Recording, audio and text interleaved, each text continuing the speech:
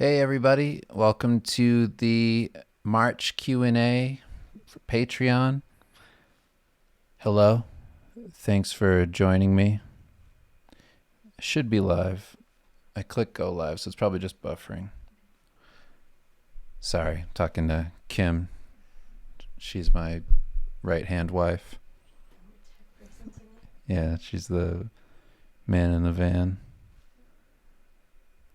Just making sure that this is working. I'm just going to wait for everybody. Okay. Looks like we're good.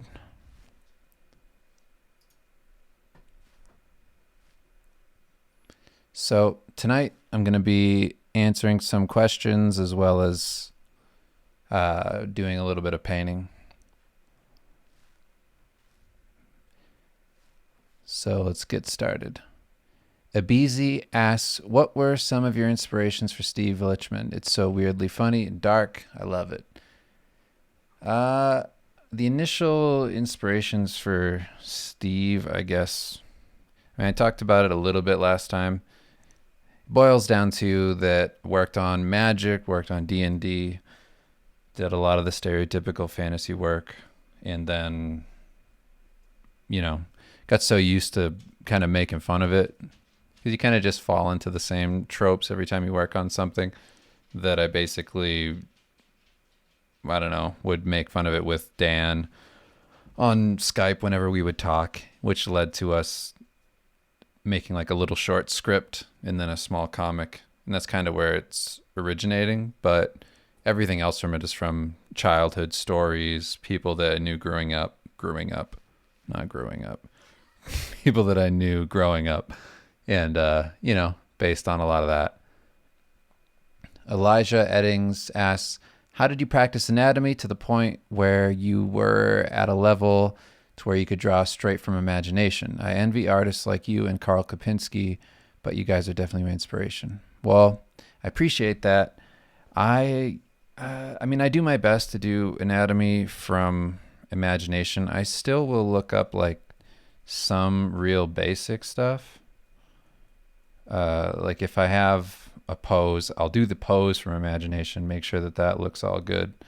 And then from there, I kind of get as close as I can get, making it look like the thing I'm doing right now, this Metal Gear piece.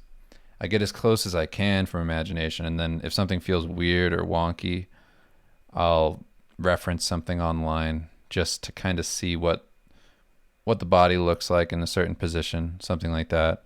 That's kind of what I did with this one specifically, because if you look at like how Snake is pointing the gun, I got that pose wrong so many times. I'm sure it's still wrong, but I needed to look up a lot of images of people pointing guns because I just really had no idea what I was doing. So I will reference small things. I can do a lot of poses from imagination, like what Gray Fox is doing or any of the characters down here. Anything that's kind of dead on, I can do. What I mean by that is like the perspective. But if I start to get more complicated with foreshortening and things, it's always nice to have a little bit of reference. But I want to maintain a certain kind of energy in the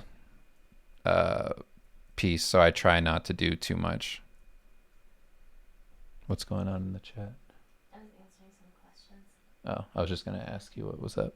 Okay, I told them that I would circle back to them, but you were reading questions from the Patreon. Oh, yeah. So, Josh Barber said, I know it may not scale with the Patreon, but would you consider doing portfolio reviews, drawing critiques? So I was saying that you and Dan are trying to get back into doing Twitch streams. Right. And sometimes you would do them on there, but it's not a guarantee. Okay. Jesse Flores says, hey, Dave, could you make a tutorial on your process of making character concept art for clients? Like, what do you think about how you come up with designs? What do you show the client stage by stage? Would love to see that. Yeah, I would be down for that. I mean, like, my whole thing's pretty simple. I try to make my sketches as close to my final in the character concept because I don't want I try to eliminate as many surprises as possible. And you also don't want to put a ton of work into like a final design that may not be what they saw in the piece.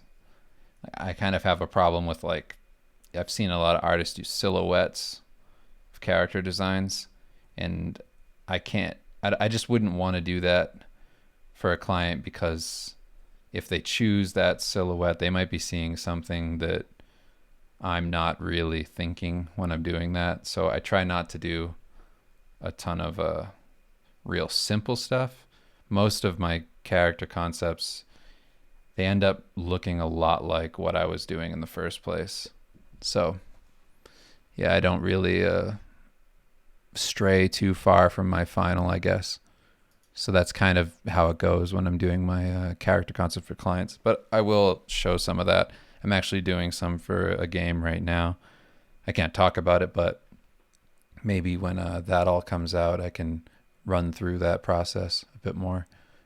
Devin Clark says, firstly, I want to say I took your Q&A Twitter advice and cut back on reference. In return, I was able to come up with something that was dynamic and accurate to what I saw in my head. And it also forced me to recollect the stuff I learned, study gaps my abilities. So thanks for that push. As for questions, is there anything you struggle with currently in art, and what improvements do you want to make in the stuff you're doing now, i.e. composition, lighting, or whatever? I mostly want to improve my technique. That's kind of what I've been focused on for the past year, I'd say. Most of what I've been doing is trying to get as close as possible to what I have in my head, I guess, or what I would like to see, which I feel I'm getting much closer than I was before. When I was doing a lot of paintings years ago, I had a lot of problems with my style, I guess. I didn't like how digital it looked. I didn't like that it didn't feel the way I kind of always wanted to paint. So that always bothered me. And I'd say I'm a lot closer now. So I've really been focused on technique. Like I wanted to make things feel more textured and traditional. That's why I'm using clip right now. Like if you can see what I'm doing here in the painting. Like I love the way this brush kind of bleeds and it leaves a textured look that feels like paper. I can only get that in this program, and also the accuracy of the brush really helps a lot. It makes it feel a lot like traditional. So yeah, technique in digital specifically, because I feel that my watercolor technique is pretty cool. Like I like that. I've kind of always liked that, but it's just not practical for work. And I've wanted to find a way to incorporate that into my digital for so long. And I really couldn't. But now that I'm using clip, I feel like I'm way more in line with that style. I would love to show some of my magic card work because I feel that that's way more representative of what I'm talking about. But it's kind of the reason I have this Paul Bonner piece up here on the left. You can see that. I'll open up his work, and I'm not referencing it or anything. I'm just kind of looking at it as a point of inspiration of where I want to go eventually with my work. So that's the goal right now. And that's mainly what I'm focused on. And that's kind of been my struggle for a while. Felix Hinojosa asks, how do you schedule your day? You write everything down the night before? Do you write down what you should do at each hour of the day? Right now, I kind of just have a feel for things. I know that if I'm doing a Marvel cover, that it's going to take me between it could take me 1 day, or it could take me 2, or maybe 3. I try not to go beyond that. So I generally know the hierarchy of jobs. I know which one's going to take the longest, what I can get away with on certain ones. And then if I'm doing character concept work, I know that I can, going by the style, take a little less time. I'm not doing full paintings, I'm doing drawing. So it just depends on the job, I guess. But scheduling my day is I mean, there's not a whole lot that I do at this time because just work, just work until it's done. You know, we have limited time sometimes. Kim's home now. She's basically doing everything with our son so that I can get things done and taking care of everything else in the house. And then when she goes to work, I'll take care of Axel. And then when he goes down for a nap, I'll work. And then when Kim comes home from work, then I go back to the office and get what I can done. Unless for some miracle I've gotten everything done, in which case we can just do nothing and watch stupid videos, which is our favorite thing to do. That kind of leads into Jeremy Rusnak asked in the chat. Hey Dave, I heard earlier on your Twitch stream that you've been working more steadily, happier than ever. I'm a new father, have a 9-month-old son. Any tips on carving out time for projects while also caring for a little one? Nice little segue, which I don't think you knew.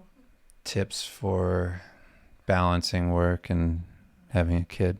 Caring for a 9-month-old. That's funny, yeah, because Axel's, well, he'll be 11 months soon, but he's 10 months old right now.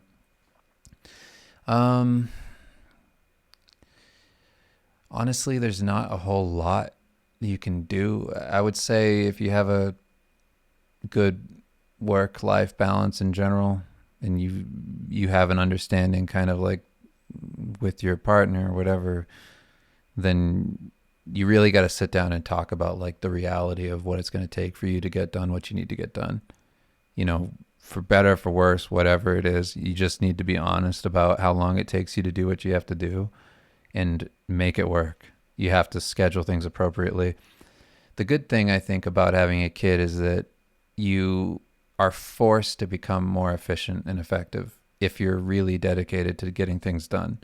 So you start to think a bit more clearly about how you go about finishing a project and what's the most important pieces of this thing, because you really do only have a few hours allotted to complete these things. So you really need to make that time count quite a bit. And not that we're like experts on parenting, but I think being really strict and sleep training early was like our saving grace, because Yeah. such an easy baby when it comes to taking naps where we can be efficient and doing other things.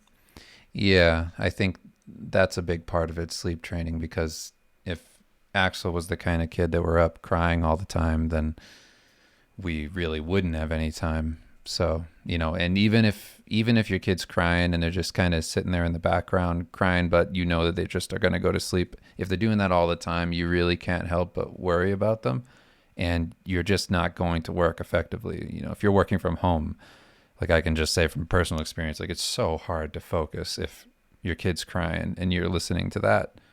Like, No matter what. yeah, just no matter what's going on, even if I laid them down to bed and it's going to take them a little bit to fall asleep, but it's fine that they're crying now. I'll check on them at 10 minutes and then 20 minutes and 30 minutes. And, you're doing that whole thing. It just doesn't matter. You're just not going to be effective in your work because so much of your life is focused on that side. But yeah. Okay. Yeah, I want to try and get as many of these down first. Could you No, I'm just taking note of all of them. okay? Because I don't want to miss those either if we can get to them, but I want to make sure that everybody who asked in here. The primary. Yeah. I wrote that on here. Okay. Sorry, guys. I'm just trying to prioritize, make sure I get to all these questions. Okay.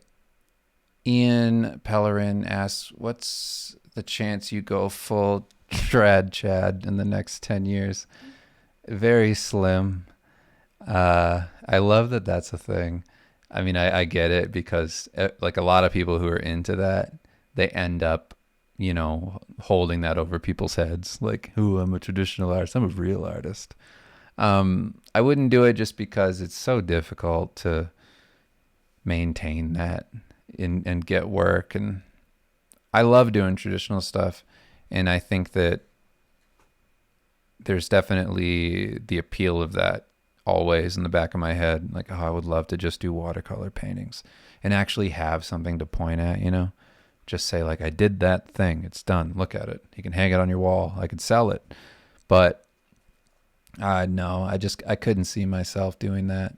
It's just too difficult to maintain work and really depend on a schedule that works, you know? It's just too hard. Klutzen asks, how do you deal with loneliness or depression, that stuff? Because it's really hard when you spend more and more time in building your art skills and friends or people around you begins to leave you aside because you're the weird guy that studies all the time. I mean, where can I find a friend like Dan Warren? uh, well, I mean, he's probably going to be dead soon, so probably nowhere. Um, where can you, yeah, I mean, I don't know exactly how to answer that because I get what you're saying. Like I've been through that. I really have. Like I've lived alone. I've gone months without talking to a real human being and just overworking myself. And I don't know if there's another way to do it. Like I really don't. I always want to have like a positive thing, like, oh, you should schedule time to go out and whatever. But then I think back to like the beginning of my career and how I studied and learned. And I don't believe, and this is like, it sounds shitty to say this, but I'm not saying you should do this. I'm saying to get to where I'm at right now, I don't think I would have had another option really. I think you just kind of go through that and maybe you can talk to people on Skype or, you know, that kind of thing. And maybe you have like a few days a week or something. Maybe just on the weekends you go out, make sure that you socialize. But it's so hard to balance becoming a professional artist and do all those other things, especially if you feel like you have some kind of, you know, like internal deadline, which is how I always felt about it. I always felt that I need to be a professional. I need to be able to pay my bills. I need to survive. I don't want to live in the middle of the woods because that's the only place I could afford to have, you know, rent covered and still be taking on jobs. So I don't know. Like that's a difficult one because I think that's part of it, sadly. If you're, because the other part of it is like maybe you could be a part of a community that's all good artists, but it's so rare and it's so easy to distract each other. And I don't know. I would say if it's a real problem for you, then make sure that you talk to people. I use Skype pretty much, and I talk to artists from forums. And, you know, if you're in groups and you see people on Twitter, wherever else, artists that are, you know, at your same level trying to make something of themselves, find those people. Just say like, hey, would you ever want to talk? You know, I'm trying to figure out how to do this. I want to see if you know, picked up anything, whatever. Maybe start a study group, start talking to people in a Discord, do things like that. I don't know.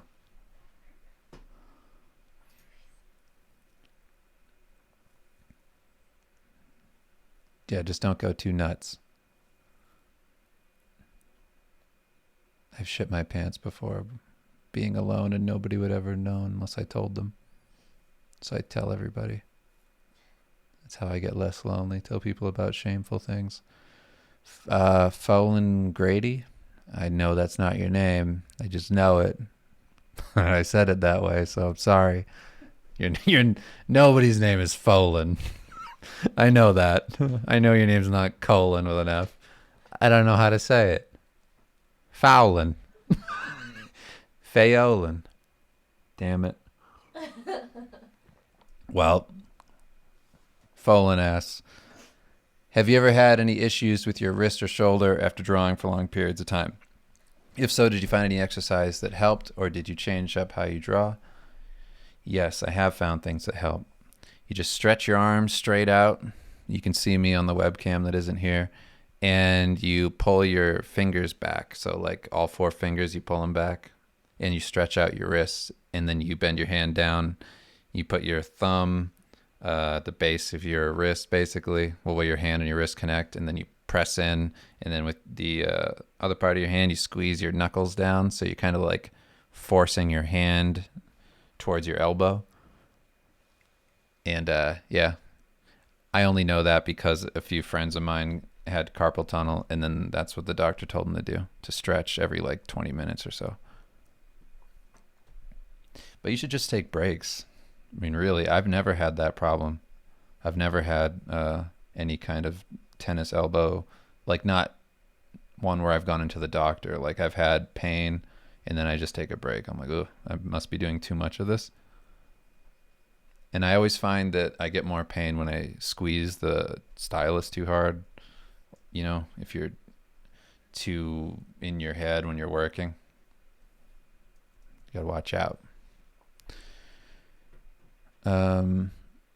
Fet Freak asks, hey Dave, how would you recommend doing color in master studies? What do you focus on? What's the first step? Main takeaway from it? Thanks. Depends what you're going for. If you're going to study their brushwork in a master study, then that's kind of your aim. If you're going for their compositions, then you're focused on that. It just depends what you're trying to learn. You have to think of what do I hope to get out of this? Why am I doing this study in the first place? Am I doing a master study because that's something on a checklist? Or am I doing a master study because I think it'll help? If you think you're doing a master study just because it's a thing to do and you've seen other people do it, then maybe narrow that focus down. Don't just think of it as the thing to do. Just think, what's the purpose? What do I like about this painting? What do I like about this artist? I want to absorb that. Like if I look at Paul Bonner's work, what I think about is the volume of his forms. How could I do that? How could I get a texture like his? I keep this stuff open when I work just so I have an idea of like a benchmark of where I'm going. I don't copy his stuff, but I do look at it and I'll use parts of what I see in his brushwork in my paintings, but I'm not actively trying to duplicate what he does. You could do that instead of just doing a master study if you want to just actively try to apply what you're seeing in the image. I find that that helps me the most. Whenever I did master paintings or master studies, master paintings, whenever I create a masterpiece, you better believe I'm focused on my skills the whole time. How do you think it comes out so good? It's not a fucking joke. And when I'm doing a study, I don't really think about, or when I was doing them, I wasn't really thinking about why I was doing it. I was just copying them. I didn't have a real good reason for doing them in the first place. I was just fucking wasting time. Hey, here we go. Here's art thing to do. Number 6. Am I good yet? And it's just nope. What about colors specifically? Colors specifically? Like a color study, yeah. Not. Painting from life is so much easier than painting from photos for me. In the master paintings, I don't know. I never did that. I never really sat with it that way. I got more, I will say this. When I look at a master painting now, I can more distinctly see that side of it. I can see like, oh, the colors they're using, like why it works, the harmony, everything about that side of it is more apparent to me now, not because I did a bunch of master studies, but because I, read or, I did read parts of it. I didn't read the whole book. I read the stuff that I wanted to read in James Gurney's Light and Color book. And that was really helpful. Also looking at artists like, was it James Schmidt? Is that how you say it? Alla Prima. Look up that book. Alla Prima. It's expensive, but it's pretty great. I like the way he uses color. He uses colors a lot to get across value because it's so subtle. It's ridiculous. But observing that kind of thing specifically helped me. And then I learned way more about color by just doing life paintings. That was my number one thing. Just setting up. I've said it so many times. Just setting up an apple on my desk, on a mirror, with a desk lamp. That's how I figured out whatever I was doing with like portraits at the time. That's how I figured out my lighting. That's why everything was so dark, because it was just one stupid desk lamp. That's why it all fucking stinks. Don't look at it. Don't take my advice. No, I really do think that the life paintings was the best decision I ever made as far as my studies go. I got the most out of those. That and Andrew Loomis. John Crossland says, "Hey, Mr. Delicious." Uh-oh. Somebody knows about my secret DeviantArt account. You must have downloaded my key character, Chaos. He's an anime character who's a little out of his mind. He's so cool. It's my OC.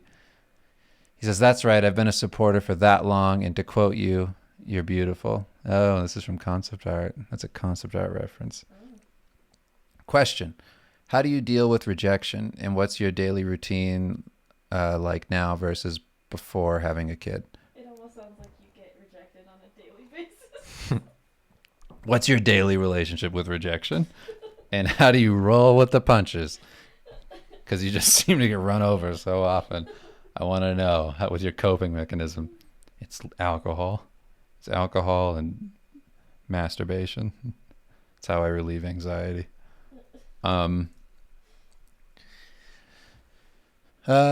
Rejection. I don't care anymore about that. I don't know if I ever really cared. I just got disappointed. When that happened, I go, fuck, I wanted to do that. And then that would kind of be it, and then just move on. I don't know. I feel like I'm fairly confident about that kind of stuff where I don't really care. That doesn't change my opinion of myself. I don't get rejected and think, oh, that's because I suck. I just go, well, okay, I'll try another thing. And I just keep going. I keep making stuff. I mean, that's how you get ahead. Like I will say that I used to think that way before I got into it. But then I was reading books about like just how to build your business and whatever. And the one thing that stuck with me was that they would say that the stupidest people in the world are the most successful because they don't know that their ideas suck, so they just keep on making things. And when they keep on making things, eventually they become great just from sheer repetition of making things. And I always thought, fuck, I'm stupid. I'm going to do that shit. And that's how I did it. I mean, no, really, though. Like, it has to be a right mix of like fearlessness and yeah, you have to be unafraid of failure and just go into it and take your ego out and just go, let's just eat shit until it's right. And that's kind of how I did it. It's just do dog shit paintings until they work. I don't care what anybody thinks. That's my philosophy with getting better at drawing too. Who cares if I was painting all the time before and I switched over to drawing and now everybody's telling me these suck? Just keep going. Who gives a fuck what anybody says? Just do it, and then eventually you'll be good. But if you listen to people judge you and you base your, like you're going to be dead so soon. It's like, come on. Why postpone things? Why worry about what anybody thinks? I know that for some of you, it's just, you can't help it. But just as general advice, I'm a neurotic person. Like, I have anxiety. It's like, but nobody's better than you. Nobody has more value than you. So who gives a shit? Just do what you want to do, and then eventually you'll get there. So yeah, I don't think about rejection at all. Daily routine, wake up, eat shit. Sometimes I shit twice. If I have any immediate email stuff to do, I'll knock that out. I know that people say don't do that, but it doesn't bother me, so I don't care.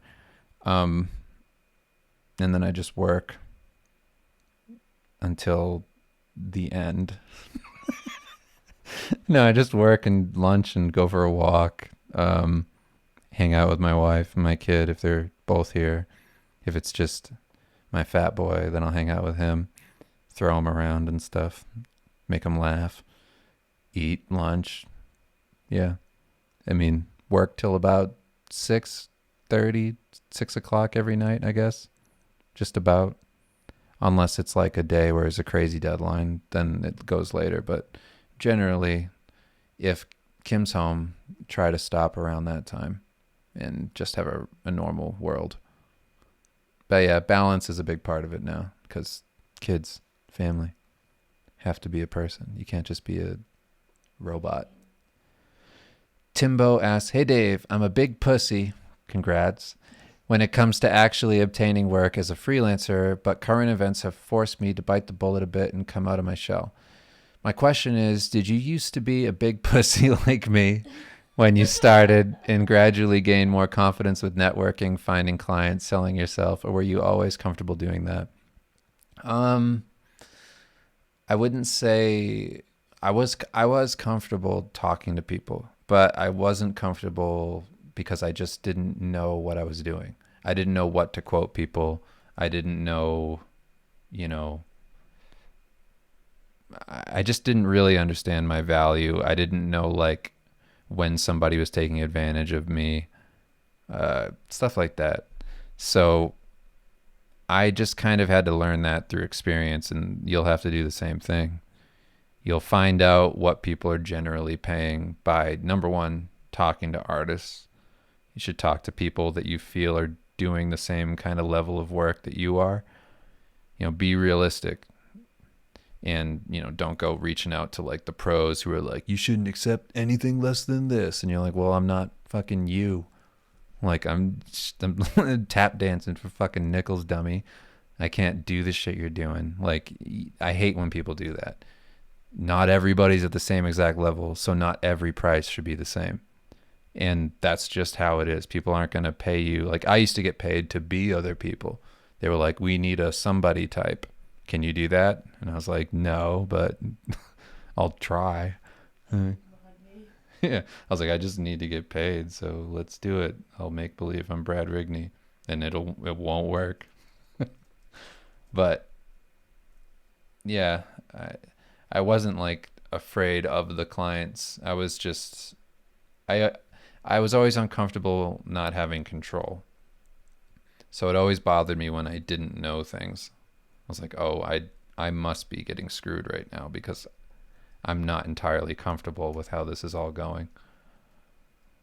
But yeah, being aware that way kind of helped, and that made me feel better, getting more clients and things. But it's all experience. If you just keep going and going and failing and getting taken advantage of and realizing what clients are shit and what clients are good, you'll get a feel for it. It's like anything else. It's just like art, you're not going to be great at first. It's just going to come with time. Tim, Tim asks, in the eyeball night tutorial disclaimer, you said you did what the others on concept art were doing to improve and that some of it was helpful, but not everything. Since concept art is gone, I would like to know which studies you can recommend. Also, I would like to know how to check if your studies are actually helping. And then a lot more stuff. Hold on, I'm just reading the other stuff so I don't read a whole paragraph. Okay. Basically, the main thing I took away from concept art was discipline. If you are disciplined, then you'll become something. It doesn't matter if you do the best studies, perfect studies. You're this amazing virtuoso person that knows all the right moves. It's like, no, just study. Any study's better than no studies. If you're disciplined, you figure out what works for you. You challenge yourself. You make sure, you're not just doing things that are comfortable for you. You're doing things that hurt. Eventually, you're going to get somewhere. That's kind of how I looked at it. Like, a lot of people told me as I was studying, like, you're doing these wrong. You should be doing them this way, because that was kind of part of the culture on concept art. But it was like, who gives a shit? Just keep trying things, keep doing things, keep studying. Even if it feels like it's wrong or somebody tells you like you're doing it the wrong way, it's like, well, at least you're doing something. Who gives a shit? I know that that's been like the theme of this so far, is who gives a shit. But I think that that's really it. Like, people, I don't know. it blows me away when people ask me these questions now and they're like, how did you do it? And I'm like, well, if you went back in time and saw the way people reacted sometimes to my work and my studies and things, you would think that I was not going to end up anywhere. So you just have to trust yourself and stay in it for as long as you can. But yeah, the number one thing I took away from concept art was that discipline, and then the studies are things I've already covered in other questions. So yeah. Alfonso Gonzalez says, "Hey Dave, what's your approach to planning out your compositions in your comics?"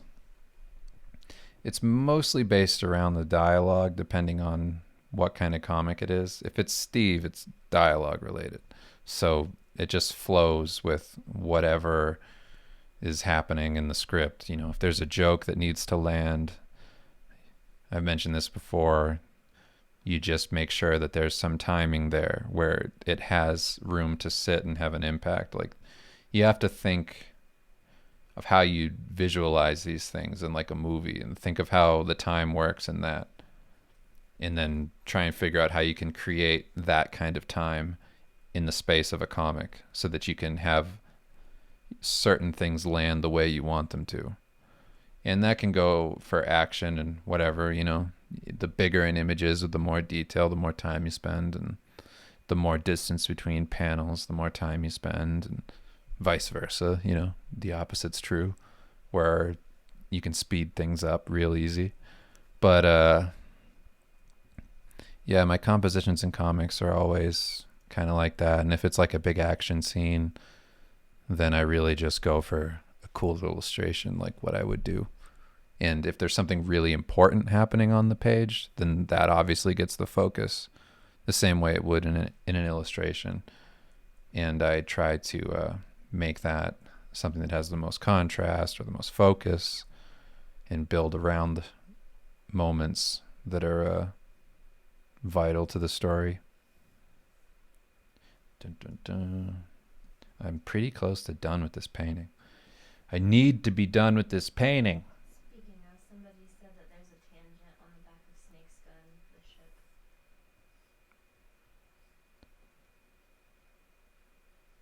Oh, yeah, I see that. And then they said, I have a question, but it's pretentious right after that. There you go. No more tangent. Okay. Eric Williams, how do you deal with second guessing your drawings? Sorry, what was that? Did something just happen? Oh, that was weird. I think I'm going senile. I just like double heard something. I think it was the dogs. How do you deal with second guessing your drawings, not feeling like the drawing is right? Just double check it. Always making sure that the drawing is solid before moving on with it at all. I'll pull up reference for that specifically, just to make sure that it's right. The drawing is the most important thing. If your drawing works, then your painting is probably going to work. Like, if you can stop at the drawing phase and go, that looks great, like, I think I got that right, then chances are your drawing's going to be, your painting's going to be fine, or whatever you're going to do after that on top of your drawing. But the drawing is key. You've also said to take a break and we'll come back to it. Yeah, that's part of it. If you feel like you can't see the problems anymore, then definitely take a break, work on something else, or just stop working altogether and then come back to it. And usually when you see it with fresh eyes, then it's more apparent. But the other thing is flipping your canvas. So what I'll do is basically, if you're looking at my screen right now, I just flip and look and see what's wrong and then go from there. So let's see in here. Arcturus asks, are you familiar with the bean method of drawing the torso? If yes, what do you think of it? If not, thanks for reading the question. Happy to be a supporter. Well, thank you for supporting. I'm not familiar with the bean method. I think I know what you're talking about. If it works for you, sure. I don't go for that at all. Like I watch so many great artists just draw anatomy straight out of their head and just see how it all comes together and works that I'm like, fuck, fuck bean methods. I want to be able to do that. Like when you see Kim Jong-ji do what he does, you're like, no, I don't want to do stick figures and then build out muscles, and I want to be able to do that. And I think the only way to do what somebody like Kim Jong-ji does is to constantly be drawing from your imagination as well as observation and figuring it out. All right, let's see. Cryptor asks, when are you going to make some prints? I know you talked who knows how long before on Steve's stream that you were playing with the idea of making one. Hopefully, eventually, if I do, I'll post up on here, and everybody who's a patron, I'll give you all a discount for it. I hope I can. We just haven't done anything really in a long time. We haven't done any kind of like cons or whatever else, but yeah, now no conventions are really going on, so we'll see. Hopefully in the future, but no plans immediately, really. Leighton says, Dave, thanks for being an inspiration. It helps me feel like I can achieve some of my art if I put in the work. My question is, when creating a character portrait from imagination, do you see their facial features and expression vividly in your mind before you start to sketch, or do you find them as you draw? If they're fully formed in your mind, how close of a likeness do you get to the vision in your head? I have an idea. It's always more attitude based. Like I always have a thought of like how the character feels. I know that much, and then I try and get that as close as I can in the final image. But I don't have a perfect image in my head. I'll have like a composition or a shape, but I don't have like a picture perfect vision of what this is going to look like. Sometimes that happens, but it's super rare. Most of the time, I'm just trying to figure out what a good shape would look like in a composition that would, guide the eye around right, or just graphically read really quickly, as in it's not like a mess. Like I tried to do that in this, but I think I kind of failed. Like it's still a mess. But if I redid this, I would do chunks of like color reads. Like this would be one kind of color tone, and then these would be other chunks. Like if you look at artists like Drew Struzan, the way a giant composition like that still works and reads correctly is he kind of blocks out chunks in single colors so that you're not looking at individual characters all over the place. You're just looking at a big chunk of color. And that way the poster reads well from a distance. It's not overly complicated. But yeah, it's kind of how I try to think through illustrations and any kind of drawing now. Dean Bean says, not really a question, but more of a request for maybe a breakdown or masterpiece. Okay, not a question. But thank you. I'll like that and then come back. Tony Chris, it's Ruth Chris' brother, says, Dave, loving the creamy flow of info, so milky and rich. You're welcome. Question, how important is monitor color calibration to you in regards to having your comic printed, and can you point me in the right direction to finding a good comic printing facility? Is China still the way to go, or is having a comic printed in the U.S. an option? Thanks. I mean, unless you got money, I don't know how you're going to print in the U.S., especially making a comic. I would say you don't have to go to China. You can go to Korea. There's plenty of people that work in that field that can point you in the right direction. If you look up like anybody who works with any kind of printers in Asia, then they can help you. There's so many people like that. I've reached out to many of them. Even if you want to go with China, you can do that too. It's a good option. They're cheap, but yeah, there's really no way around printing in Asia in general, just because it's so much cheaper. I would say, just as some advice, make sure that whoever you end up going with for your comic, make sure that they go to the facility when it's printing to make sure all the color is correct. That's a big part of it, because if you just trust the printing facility to make it come out right, then that's putting a lot of hope into something that just might not work. A lot of trust. Yeah, they've messed us up before. So you got to make sure whoever you're working with is in China looking over each piece of thing, or Korea, or wherever you end up going. They don't have the same stake in it. It's not their Yeah, they're just putting stuff out every day, constantly. action.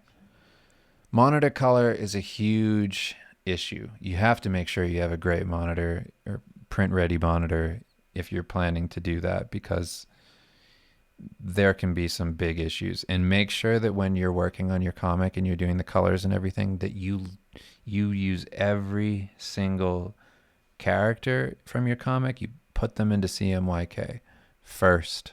If this is primarily a print comic, make sure that they read correctly color wise in CMYK, because there are some colors that just don't translate to print.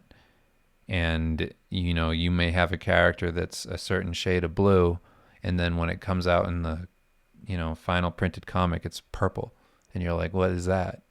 Because you didn't look at it in CMYK. So make sure that you do that ahead of time, because by the time you're ready to print and you have all those pages, it's going to be too late to go back and just change every single color. So that's a big part of it. I have a Wacom. I combine both of the ways I say it. I say Wacom, and then they're like Wacom, and I'm like, well, like guacamole, and they're like, yeah, just like that, and I'm like, cool, that's a bad name. You should go with Wacom, and they're like, no, it's Wacom. I'm like, all right, whatever you want. So I have a Wacom.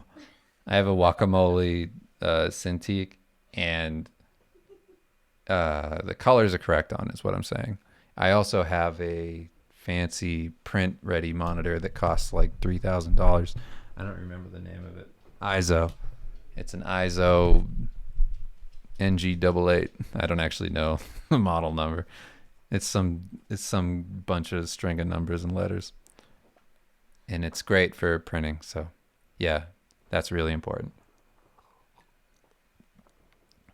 Eric Rauvola says, question regarding building a career presence.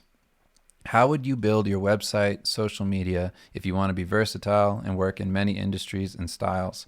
For example, if you wanted to do classic, atelier, fine art, pixel art, and comics, how would you go about establishing yourself? I've heard that there is risk of having a convoluted and disjointed portfolio if you put too many different things up, as people don't feel like they know what they can hire you for. But for me personally, I don't feel like I could be happy doing any one thing. How have you been able to be as versatile as you are without turning off or confusing people? Well, hey, that just comes with the territory, right? If you want to do all that shit, you got to get ready for people to be like, I want to hire you for this thing. And then you go, well, what? What does it look like? Because I do so many random things. And then they have to point at something and go, that. You go, oh, okay. I didn't know that you found me because of the comic I do. I thought maybe you found me because of my paintings. And then you have that discussion, but whatever, who cares? It's a good problem to have. Whoever you are, be that person. Don't make believe you're somebody else, because it won't work. If you try and pretend that you're this one singular thing and you're really not, and being that one singular thing doesn't make you happy, it won't work. I'm just telling you from experience. It's like, if you really try to narrow yourself into this box and it makes you unhappy to be there, you're not going to create good work. So it's important to not do that.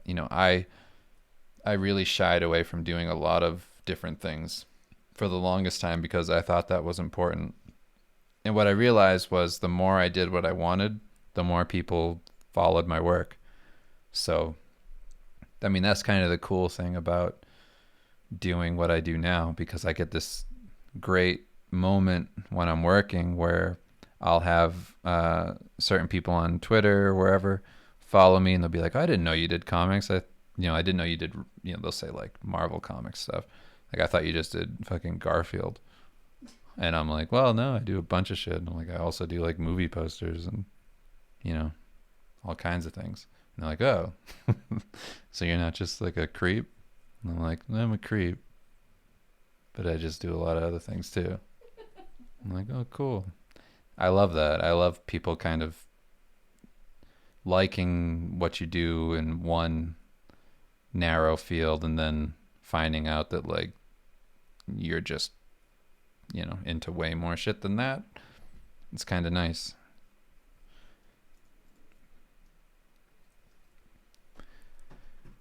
Nicholas asks, at one time, the coolest dude you could be was Casey Jones, but as we got older, you knew it was kind of corny as hell to be Casey Jones. But at the same time, or at the time, dude, he got April and Save the Turtles, and it was always like a loser thing to like Pokemon and Nintendo Power magazines.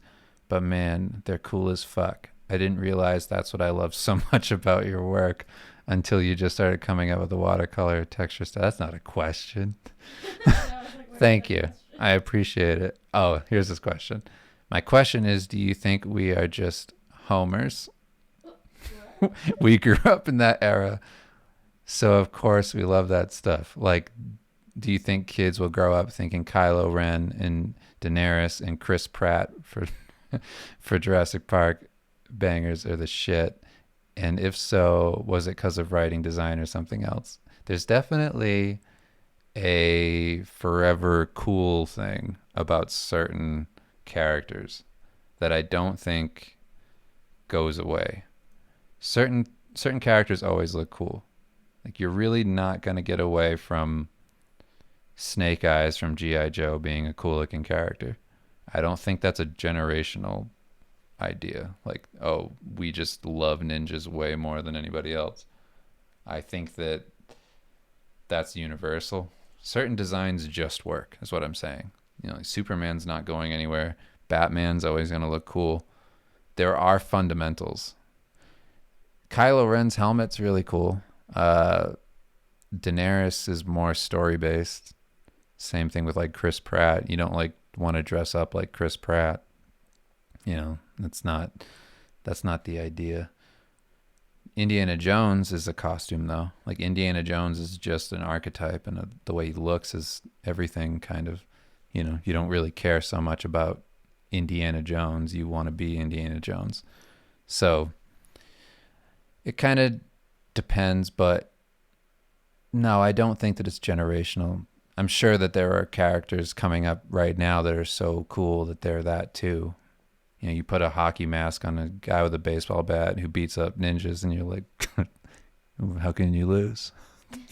How can you lose? It's so cool. Can I just read something really quick? Sure. Someone was quoting you, but not really. I didn't know you found me because of the furry porn. I thought you found me because of the Christian comic. That's it. What's the Christian comic? I think it's just like a joke. Oh, sure. Yeah. I mean, it's true. I get that all the time. Like, I really do get people being like, what the fuck? You actually write stuff? Like, you made books? Like, you do, video game art? Well, it's funny when I show people at work, like my coworkers, like, oh, this is what my husband does. And then I like show them the Instagram, and I'm like, scroll past the hentai and then go to something else that I can actually show people. Yeah. You have to be a little bit shameless to do that stuff. But it's also what I like. It's funny to me, like I don't care. Like I've made. I think it's funny too. I just can't show it. Yeah, I know. But my main rule is if it makes me laugh or makes me happy, then who cares what other people think about it? And, it's not like I'm jerking off to fucking Garfield. Like, it's a joke, dummies. Like, like I said before, like, I've had clients say, like, we can't work with you if Garfield's in your portfolio. And at this point, it's like, well, cool. Then I guess we just don't work together because that's ridiculous. It's so stupid. Sure, let's not let's not do it. Let's just not do it. Fabian asks, "Hey Dave, I was wondering what your thoughts are regarding making some raunchy content." This is perfectly in line. I was thinking of starting an art-themed YouTube channel to be more on the adult side, but I also want to get into freelance and currently working on my portfolio. I would use a pseudonym, but if someone puts in 5 minutes of effort, they'd probably be able to link the channel to my actual freelance identity. Would this be a career ruiner? I know you've done the Garfield stuff, but at that point you were already in the big leagues. I don't even have my foot in the door. Do the clients do in-depth background checks on artists? If you're not working on big things, then no, absolutely not. They don't even do that on me. I'm working for a video game studio right now, and they didn't do that. They did a background check, but it was on my criminal history that doesn't exist anymore. Ha ha ha ha ha ha. Well, whatever it was, they were like, "That's fine. We can deal with that." No, they actually took it off my record because I don't know, Because of Roadhouse. because of my first time, whatever, and they were like, "This is so stupid that we're not going to charge you for anything," Oh, okay. because of the well, I was charged, but I just had to stay Like community in service. yeah, to do community service and stay in the state. That was pretty much it. But nothing happened. I mean, how would they even know if you left the state, honestly? Yeah, it doesn't matter. But no, they don't care. Nobody's gonna find your secret porn stash in the woods. Nobody gives a shit. Just yeah, make a pseudonym, call yourself Liquid Snakes or whatever the fuck you're gonna do, Viper Wolf, and then do your porny shit, and then yeah, just don't come out and say what your name is. Be like, hello, here's where I live. This is what I do. This is what makes me hot. Um, To like add to that, someone Josh Barber said, "So what if you were like, what if you were a criminal?" well, if you were a criminal, I guess it depends. I don't know exactly what companies do when they find out, and if it depends on the crime, you probably wouldn't be working anywhere. They're like, "Can you please change your name just so we can hire you?" Yeah, just give yourself a cool porn name. Winston Creed. That'd be mine. That's the worst part. That is the Like worst. an old man. Winston Creed. I don't know who Winston Creed is. I feel like he's a detective, not a porn star. Yeah. Maybe that's why I would shine. Yeah, make sure there's a separation. If I were doing the Garfield stuff in the beginning, I just wouldn't tell anybody. I mean, I did do stuff like that, but I just kept it in my sketchbooks and showed Kim and stuff. I'd leave like little notes for Kim that were just little comics of ridiculous things. I don't even know if they were meant for me, but I found them. No, I'd leave them on the kitchen table all the time. Oh, but I also found them just like Yeah, buried. that's true. Some That's of them were for you for later. that's true. I leave notes for myself all the time. Some of them don't matter. I don't even know what they are.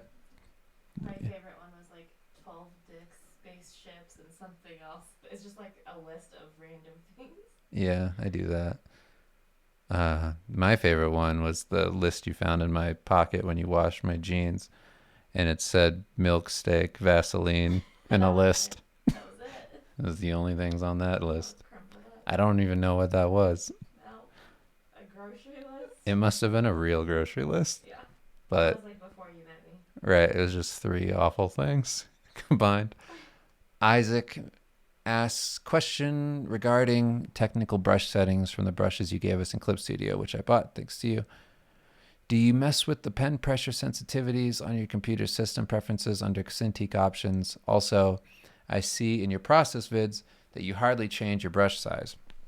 Like your cursor looks like a lot bigger than what the brush size when you're painting.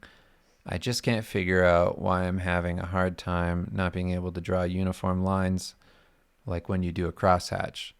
I'm just not sure if my pen pressure is all jacked up. While in the Cintiq or guacamole options, you go and you know how it shows the the pressure sensitivity from like firm to soft kind of thing.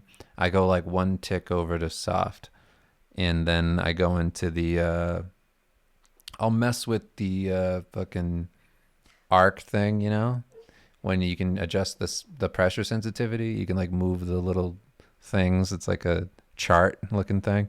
It's like a hill, and you can move little doodads up and down, doobdabs. You know what I'm talking about? Like a sine curve, Yeah, sideways. it's a curve, and you can move the sensitivity a little bit and adjust for it that way. So I think I did a little bit of that, but pretty much it's just one tick to the soft setting, and I didn't touch anything else. I didn't touch anything in clip either. It's just default settings, so That's a I'm good. not sure That's a good porn title. what. One tick to the soft. One tick to the soft, yeah. One tick to the soft setting. Besides that, oh, I'm gonna burp. Shit. God.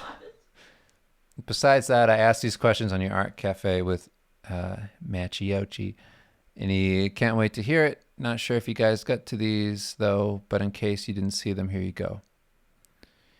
Would you collab with Laserhawk again and finish Skull and Shark? Yes, on both. But I did answer that on his podcast, so you'll have to listen there for the rest. No, we're rewriting Skull and Shark because we worked on a bunch of other scripts since then. We've learned a lot about writing, and going back to that script, while we still like it, there's a lot we could change and make better. So that's what we did. We went back through and made it a better story. And then Laserhawk would be great to work with, but who knows if he's available. Doesn't he have a kid now? He does have a kid. So he probably is gonna be pretty busy. Yeah, he did a lot of stuff like commercial work. Well, I mean, but that's like to support his family, I'm sure. Yeah, I'm not saying like I'm just saying he hasn't not been doing music. He stopped working for the company who, and I know this is a lot of backstory of people who know nothing about. Laserhawk had a job when he did Like a day Skull and job. Shark soundtrack and the other albums that he did before that. He had a day job, and then he quit and went full time on music Yeah, that's after he awesome. had a kid. So number two, if you could collab on a one-time gig with any artist in the world besides Dan, who would it be and what would you do? Um, at this moment, I think I would hire Paul Bonner and just have him do things I want him to do. Just like, here's a project, make it cool. I think I would love that. That's really it. I don't, I suck at working with people, other artists. Like, I don't know what I would do with other artists. There's kind of just artists that I want to see what they would do if I said, hey, draw this character. So, not any projects, though. Nothing that I would want to do. There's writers, I guess, I would want to work with. But, yeah, not sure. Uh, I don't know. I'd have to really think about that because all the writers that I know do World War II books. So I don't know what the fuck I do with them. Just draw internment camps. I don't know. If you were asked to make any animated series or game, what would you do? It has to be a thing that already exists. Well, I'll go off of that premise first. I would like to do a Guyver game. Animated series. I would like to do. Let's think about that for a second. What would I be good at? I mean, An animated series that you'd be good at, like one that exists already? just like something I would take too serious, maybe, if we're opening it up a bit more. Mm. But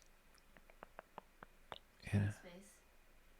I haven't even told them about that. But yes, I would love to do that.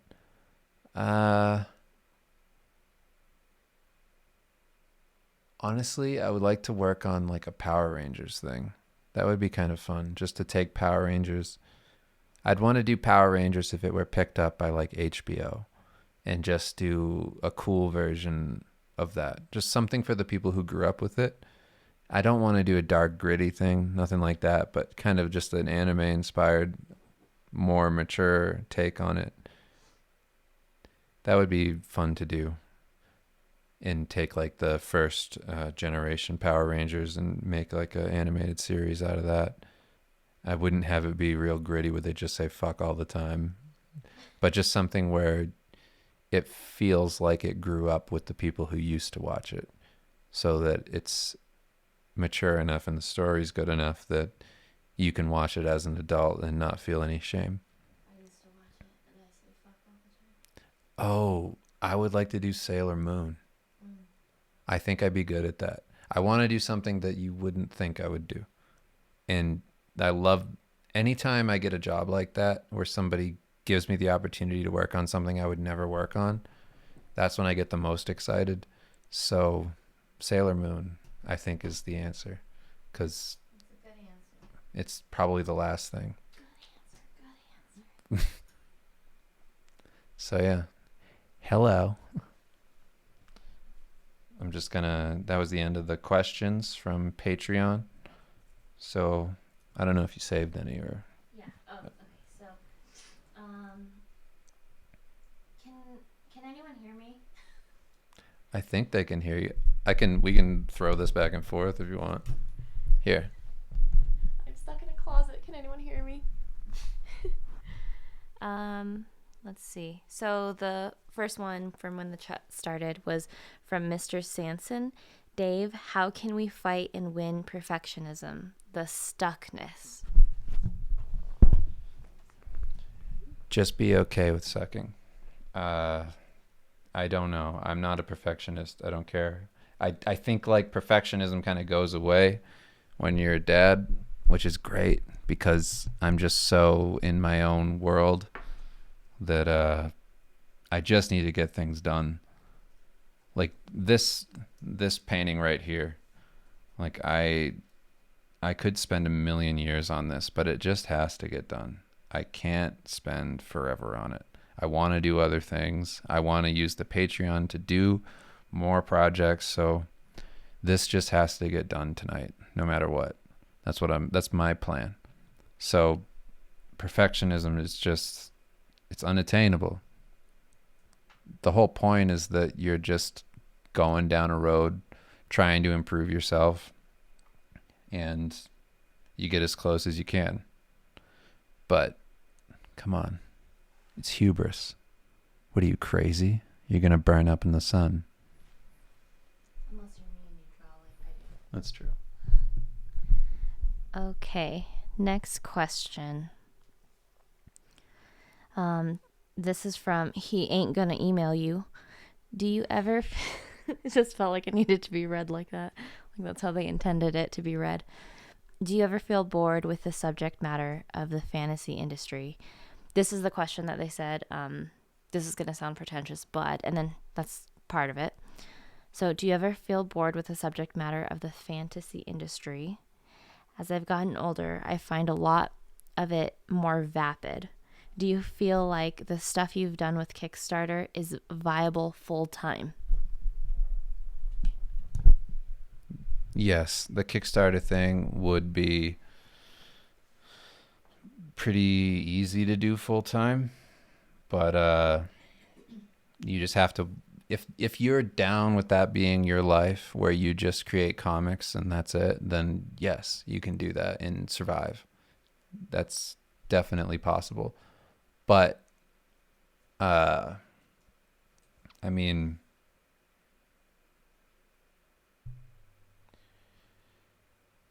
you'd really have to like have I don't know, like a bunch of other shit going on for that to not be a viable thing. For us, we raised like 400 something thousand on the second book. I think we ended up getting into like 500,000. A ton of that goes to production, so you lose a bunch of money. But if you did one of those like every other year, you'd be fine. You'd have a great life. It's just hard, and I want to do other stuff. Do I think that fantasy art is boring? Yes, especially if you do what's obvious.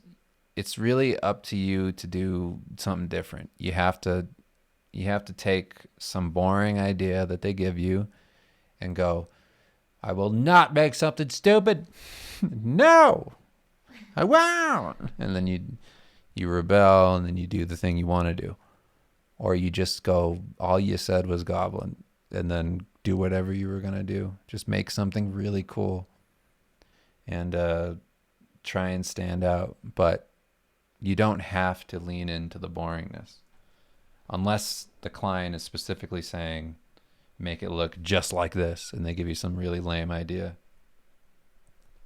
But artists are the ones who are creating the images of these things. I mean, that has to be obvious, right? Like the reason you're seeing boring fantasy shit, well, writers too come up with dumb ideas, but the reason you're seeing boring fantasy shit is because there's a lot of artists making boring fantasy shit. If you feel that way, then make cool fantasy shit. Period. Jith and Rhoda asked, you don't use Photoshop anymore? I don't use Photoshop no more. I refuse. No, it sucks compared to this. Every once in a while I use it. I use it for real specific things. I don't paint in it though. Yeah. I use it for texturing, color adjusting, real like practical things like that. But I don't paint like this. Like painting is all, I mean, can you see how the brush works in this? I don't know if you can. It's like I haven't changed my brush size once. And I can go real thin. I can do big broad strokes. The way the brush engine works is great. Like it's so responsive. It feels like traditional. I don't know. I can't really get it across to people. I've tried to sell people on Clip Studio for painting, and I don't think people believe me. So I don't care if you want to do it or not. I just am telling you that once you get the hang of it, it's so much more responsive than Photoshop. It feels great. Like I don't know what to say. But yes, Photoshop is my second tier program now. Riordan Del Miro said, how do you know when you're done with a painting? When I've touched every piece of it. I don't know. When I stop, I guess, like I could always do more. I could always detail things out. I have a problem with that. I'll go way into detail when I don't have to. So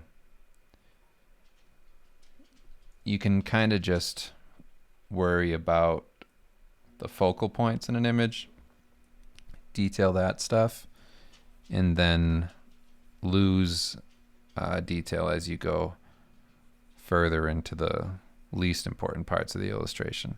So if you know that you're focused on one singular character, then detail them out, and based on your composition, kind of lose stuff in the background and whatever, and things that just don't matter as much in the hierarchy of what you're supposed to be looking at.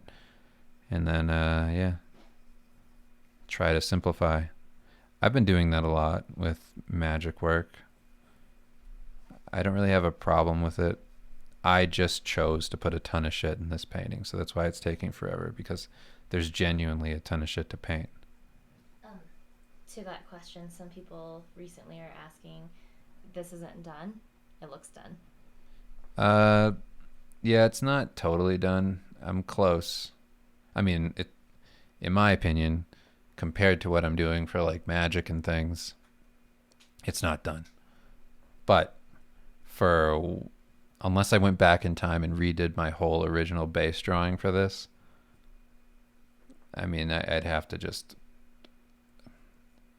in order to get it to where I'd want to get it now, I would have to redo the whole thing. So for where this is at, it's going to be done pretty soon. It's going to be done tonight is what I'm saying. Sorry, I'm trying to read from my thing. That's okay. Wallabear, what's your setup for sketching digitally?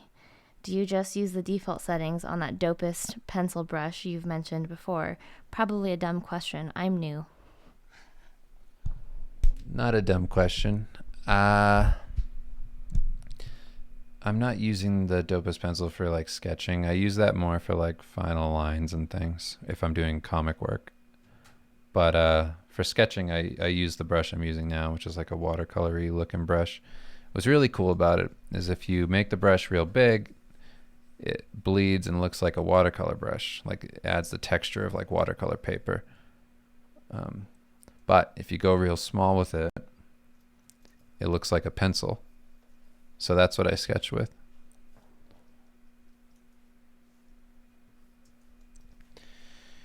And oh my god, look at these fucking guys with guns. Oh shit. Can we get this shit done? Ready for the next question? Yes. Okay. Quintonius. Hey Dave, been a longtime fan of yours since 2007. Any advice for an aspiring artist looking to get a studio job while being homeless during lockdown? I have a regular job, but I live out of my car.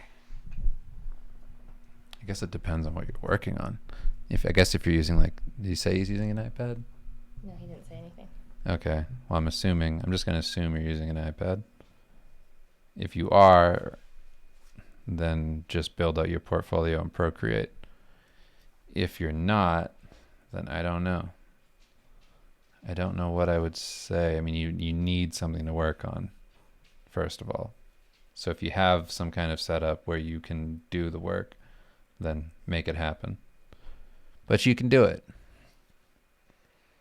Yeah, I would say build a portfolio that targets the job. Make sure that all the work is compatible with what they already do. And depending where you want to go. Oh my God, I'm choking.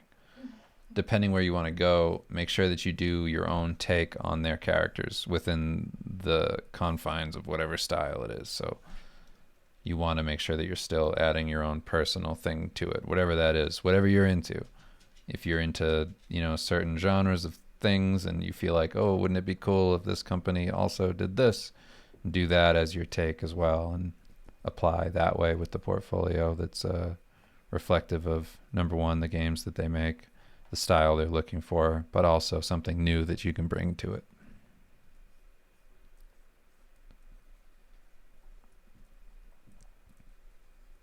Manser 1980 asked, "Hi Dave, do you have a set of the NECA Ninja Turtles?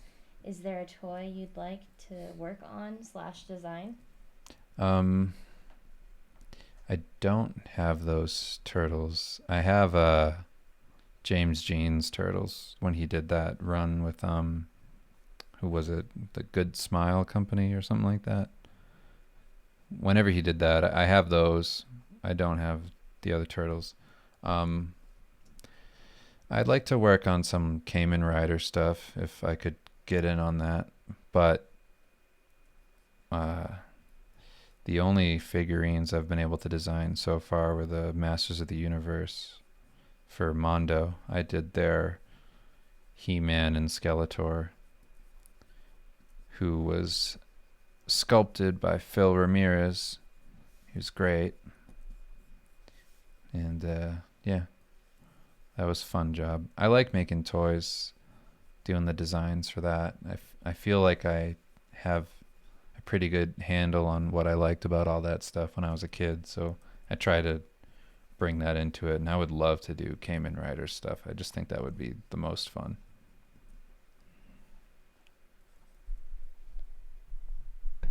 Josh Barber said a bunch of nice things. He did a shout out to me saying that I'm an MVP for dealing with coronavirus. Thanks. And then he also said, "Dave, your work on the character roster for that game, I can't remember the name of, is some of my favorite stuff you've done." And that he's also trying to use your Venom approach on something he's working on now. And it's really helping and he's hopeful. Nice. That's really great to hear. The game you're thinking of is Paragon.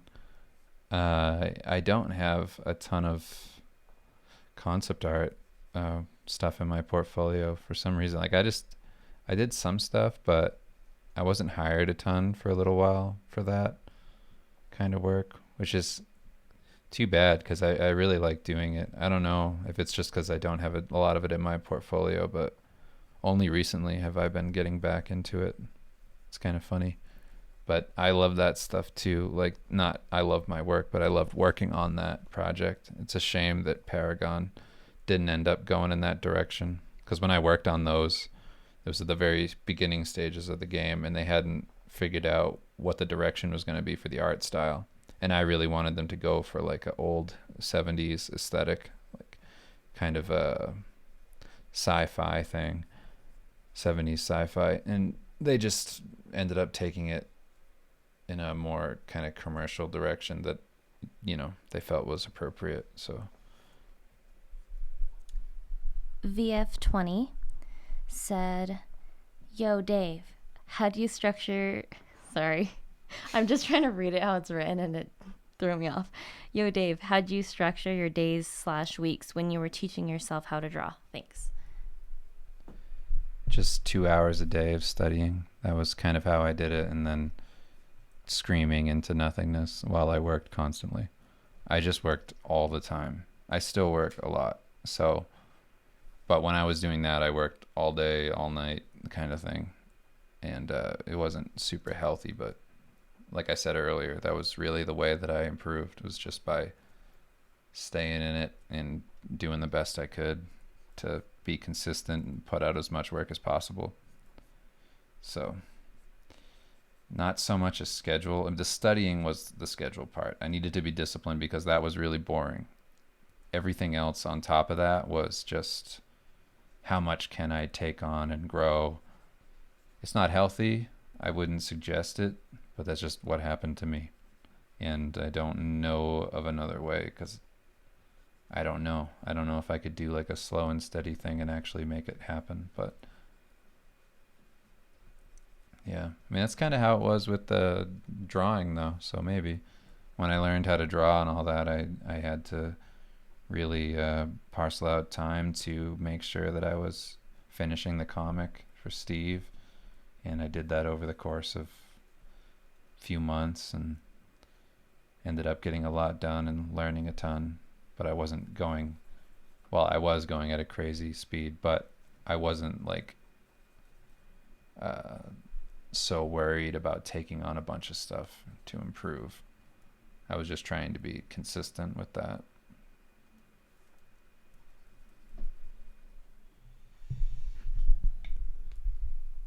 Also, that's kind of just Dave's personality. What? An all or nothing. If we do any dieting or anything, if we're making a change to our lifestyle, it's everything. And I allow myself snacks, but Dave's like, just throw it all away. I don't want any of that in the house. But yeah, that's a personality thing for sure too, and I think that he thrives in that kind of environment. Anorus. You just say anus in a weird way? Anaris 90, probably. That's probably how you say that. "Hello, Dave. Have you tried using Procreate or any app on the iPad Pro? Sorry if you've already answered that." I actually did the entirety of the poster for Logan. If you saw that in my portfolio, I did that whole thing in Procreate, which was wild because the program crashed constantly when I was doing that because the file was too big. So I had to break it up into chunks and work on like just his head and his body, and then just like Patrick Stewart's head, and then I had to Frankenstein them back together in Photoshop later. So I did use Procreate for a while, but I still don't think it touches how this feels. So I'm not super in need of switching up anything right now. Like I'm super happy with this program, so I do like it. I just feel I like really simple approaches. If I can do something that just works with one brush, I don't need to do a lot of extra shit. It's not convoluted how to make things look traditional. Like in Photoshop, I have to do like a bunch of secret tips and tricks from the pros in order to make it happen. It's like this, it just works. If something just works, then I'm using that. So I don't get that feeling necessarily when I use Procreate. So it doesn't really pull me in. but it's a good program. And like I said, like I made a whole poster in it and it worked for me, but just not as much fun as this is. The Art of Stephen G said, longtime fan, just stopping by to say thank you for what you create. Well, thank you. I appreciate that.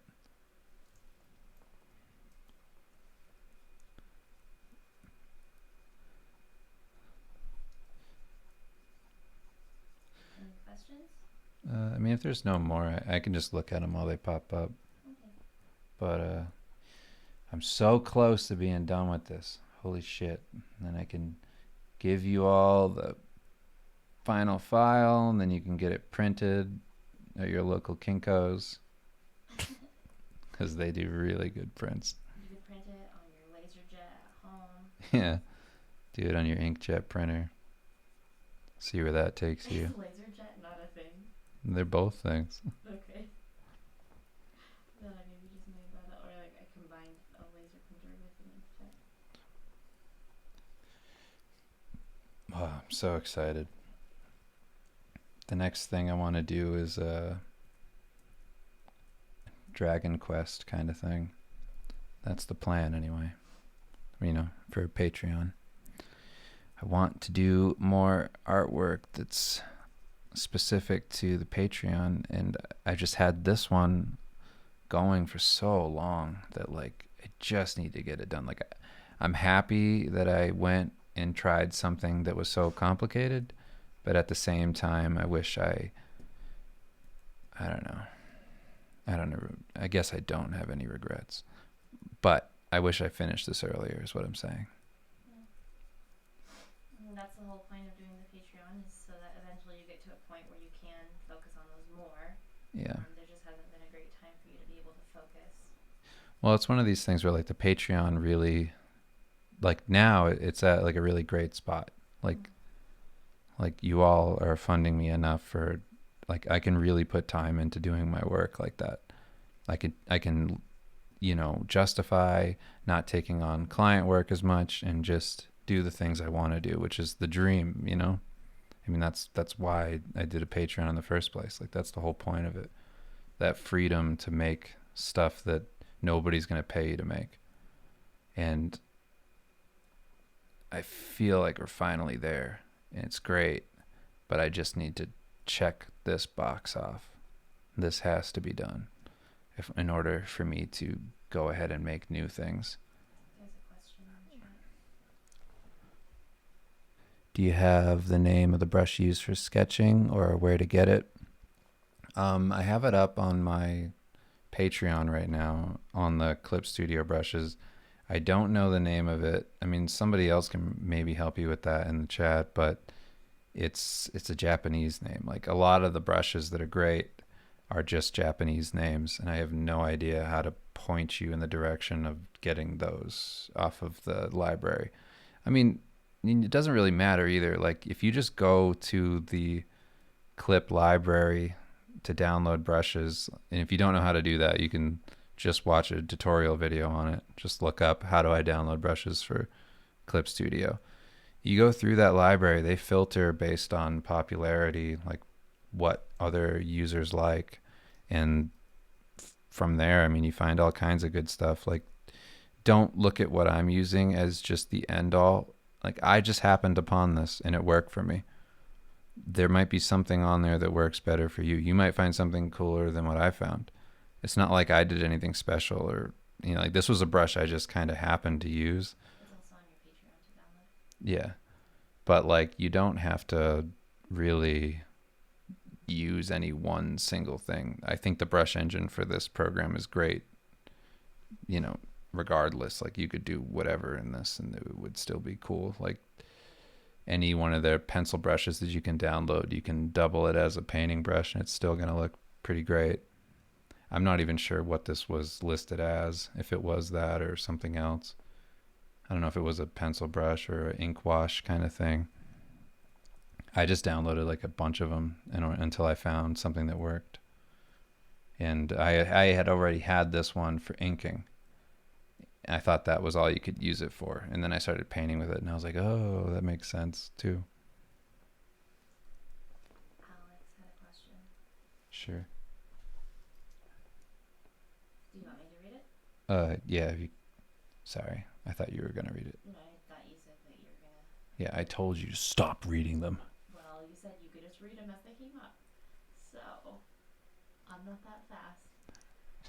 Do you ever think you'll mentor artists one-on-one through video calls? Love your work and the inspiration you give me.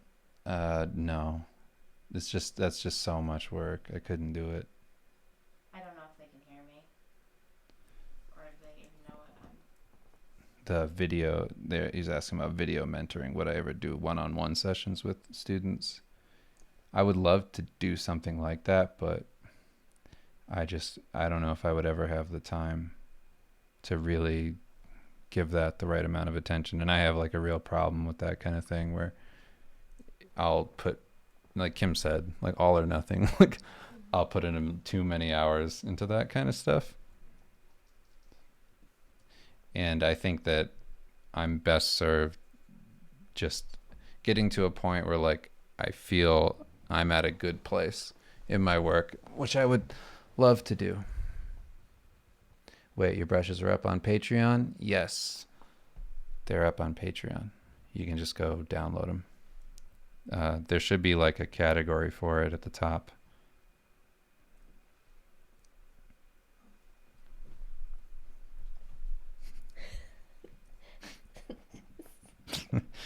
Kim just tripped on her way over here. Justified Mayhem 32 said, "Hey Dave, are you getting Final Fantasy VII Remake or is all your time spent elsewhere?" Yeah, I haven't played a game in a long time. I think like I mean, even when we didn't have Axel, I wasn't really playing games. We played Diablo. We did play Diablo. That was fun. But I think we really only played like Mario and Zelda. Oh gosh, I know. It's so addicting. Yeah, we both played Mario Odyssey and I finished. Breath of the Wild. You finished. I didn't. Well, you beat Mario. I finished that. I didn't beat that game. Yeah. Yeah. Fun.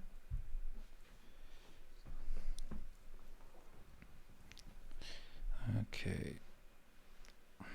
So I'll show you all the stuff I've done tonight. So this is what it was before, and this is everything I've done since then. So it's just really sharpening things up and making sure stuff pops. Here, this way we can both use it. Can everyone hear me? Yeah. That's close enough. I was told my voice doesn't carry very well.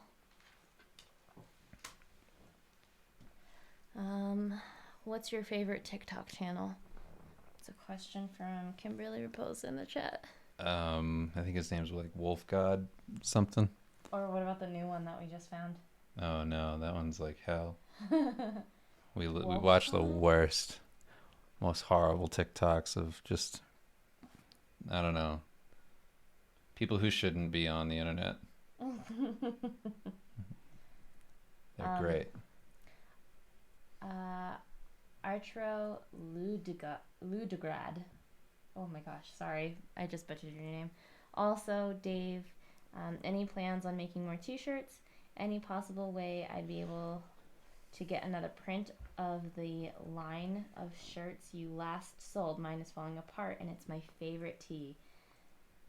We have some XXXLs left if you want it. Yeah, people didn't buy those. And you can wear it like it's a, like a significant other's t-shirt. Like when I wear Dave's shirts. Boyfriend jeans. Yeah.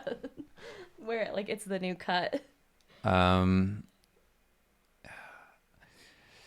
It's fun to do, but it's just really difficult. Especially now that I have a full-time job and a baby. Yeah. I was driving that. Yeah. I was driving that ship.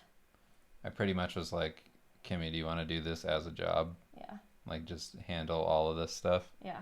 And so that's what Kim was doing. And then, we kind of just stopped doing it because it was... Well, because I went... But there was like... Because I got into we didn't nursing school. But we didn't charge a lot. Yeah. and there wasn't really much profit from it at all. There was, but it wasn't like enough. Like it didn't make enough sense for us to keep doing it. No, the amount of labor that went into it was a little bit tedious. Yeah, it was just too difficult. If we sold like a shitload of them, or we had some kind of company that did that, like Distributing. yeah, or we printed them overseas, that would have been different. But at the time, we were just doing it all with like U.S. companies and things, and it was just too difficult. Maybe in the future, I really like making T-shirts. I just have too many things that I do, and I have to stop doing so many things. Yeah. Alex Tripchevsky. Perfect. Tripchevsky? I'm I guessing don't that's know. how you say that. Haha, yeah, I feel. Oh, wait, hold on, maybe that's not That was a a good question. laugh. You do the laugh again? Haha. I was just reading it. Haha, yeah. Haha, yeah, I feel. He was just saying, I feel you. All or nothing is his issue as well. I'd love to show you my work. I've been drawing now since 2016, and have my first published comic cover for Phantom coming out next month. Oh, great. Congrats. Oh, that was weird.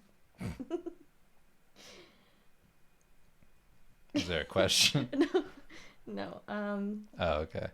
Joshua Barber Well, that's cool. was telling the chat and also Wallabear which brush it is, and it's in Japanese, so I don't even know where to begin with that because I can't read that. You can't read kanji?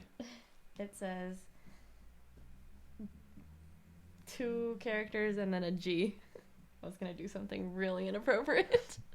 Well, you're Asian, so you can do that. Yeah.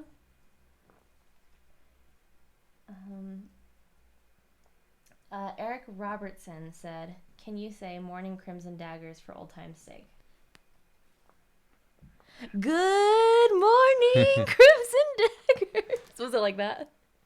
Morning, Crimson Daggers. What's up, cool dudes? You guys ready to tear shit up? Oh, God. Let's get wild. Let's get nuts. That was cool. I don't remember what I did. That's funny. I wonder if any of those streams are anywhere, like archived anywhere, if anybody has them. Probably. I think I've heard people say that. Yeah. Dave, I was approached recently to paint a poster for a low-budget movie. Can you suggest a rate, maybe a bare minimum? Maybe ask what their budget is? I don't know. I don't know, like low-budget movie. I don't know what that means. It depends on what the company does. Like, look up how much they make. Kind of. What I usually do, and you can try this, give them a rate that's higher than you would think to charge, and say, this is what I usually charge, but I know you might not have the budget for that, so I'm willing to work with you. You know, just put it out there like this is what you would charge. Like, this is your day rate, and by the end, you know, of the project, this is how many days you would have worked, so this is how much it would cost. Tell them that it's probably more than they're expecting, or you don't expect them to go for that. And what do they have in mind, or what's their budget that they're working with? Most places will tell you because they have a set amount set aside for that, and hopefully you've charged or you've quoted them enough that it's more than that. But I can't really give you a rate without any more information. I would have to. There's a lot of things that go into it. You have to talk to somebody. You have to feel them out. Kind of get an idea for, you know, like you can even get it from their confidence of how they talk to you. And then you can get a feel for, oh, they've done this a lot, so they probably can charge more. You know, I mean, they can probably pay more.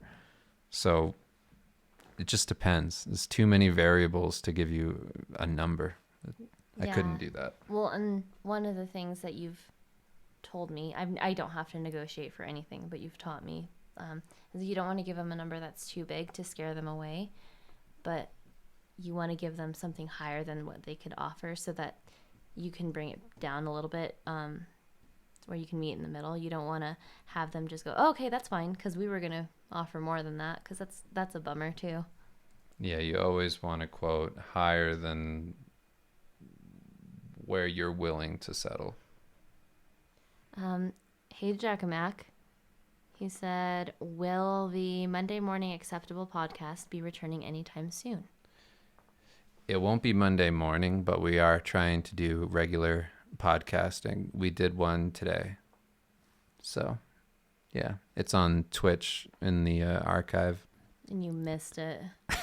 It's also on Patreon too. I put it up there for download. Yeah. And it's processing on YouTube. I don't know when that'll be done. For some reason, I think it's just because so many people are home right now because of the COVID-19 thing. Like every video takes 1,000,000 years to process. I didn't even think about that. So I don't know when that'll be done. Eric Ralvola, any advice for someone who's been doing on the fundamentals for a long time, but kind of feels like going through the motions? Been doing maybe like stuck on it. And then it says like you're playing scales, but you never actually make a song. Oh, whoops. I forgot about this. Stuck on your fundamentals. But it just feels like you're going through the motions.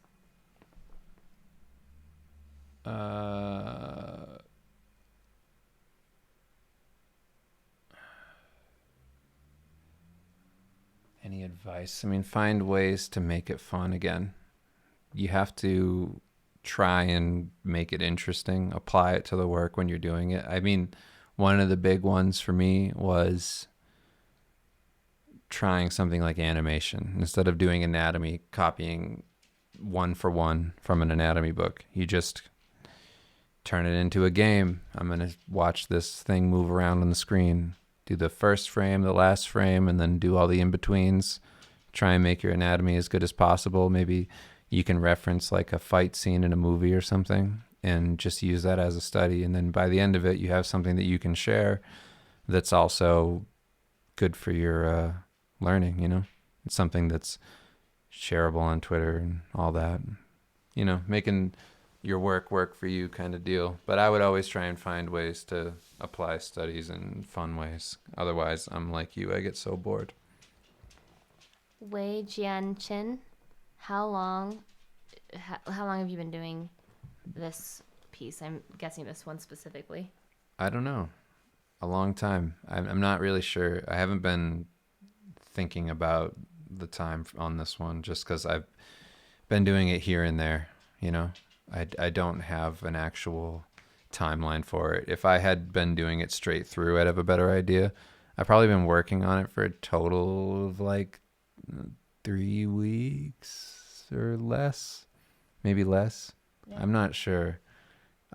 It's whatever time I get. So probably I would say a solid 2 weeks of working like a few hours a day. I don't know what that is, but it's like between work kind of thing. Between client work, I mean. I have to hide my screen for a second just because I'm not sure if I'm going to end up showing you NDA shit by accident.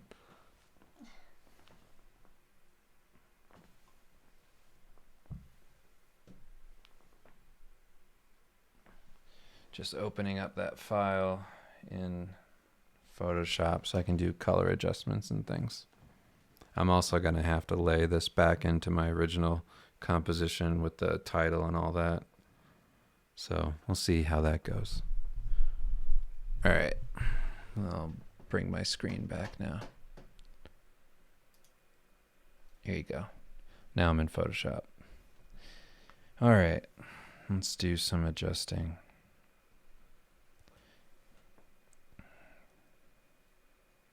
This is going to be boring, so I'm just doing selective color stuff and trying to bump up whatever I feel like needs to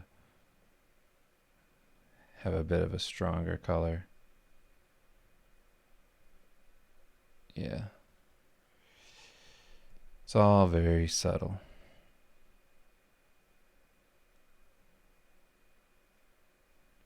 Sorry if I'm quiet. I just don't have the same kind of focus. I can sing a song. Once upon a time, not long ago, I was a hoe. If I back it up, is it bad enough? If I throw it back, can you handle that? It's a good song.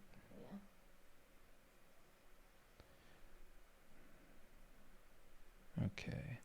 Does anyone have any questions for me on my Patreon? Yeah, Kim has a Patreon. You should show them the drawings you've been doing. Show them the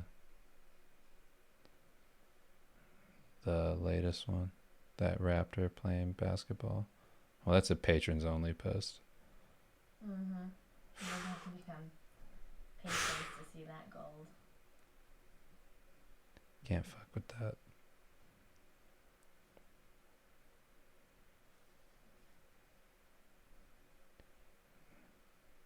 Alright. This is like walking a tightrope. That's what it feels like. Any advice? This is from Green Ace. Any advice for making and posting a webcomic? And should I use Webtoon or Tapas? Do both. Do Webtoon and Tapas. Yeah, get it on as many things as you can. Put it on Instagram, Twitter, everything. Don't hold back on where it goes, because you're just, you're just missing it. Missing that audience. To decoy koala, I'm a nurse, but my Patreon has nothing to do with that.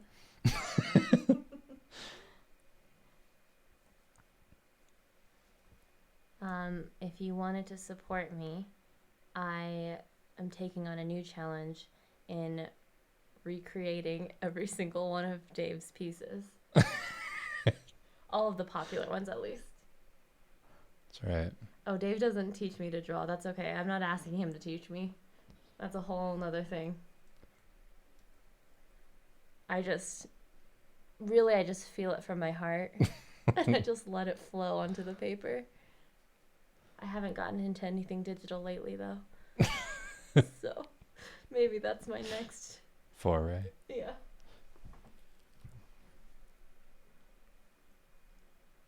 Josh, if I can get enough backers, I'll get you a Cobra Nurse keychain. Whoa, that's a big goal. I don't know. I just said if I get enough. I don't know what that number is. It could keep moving.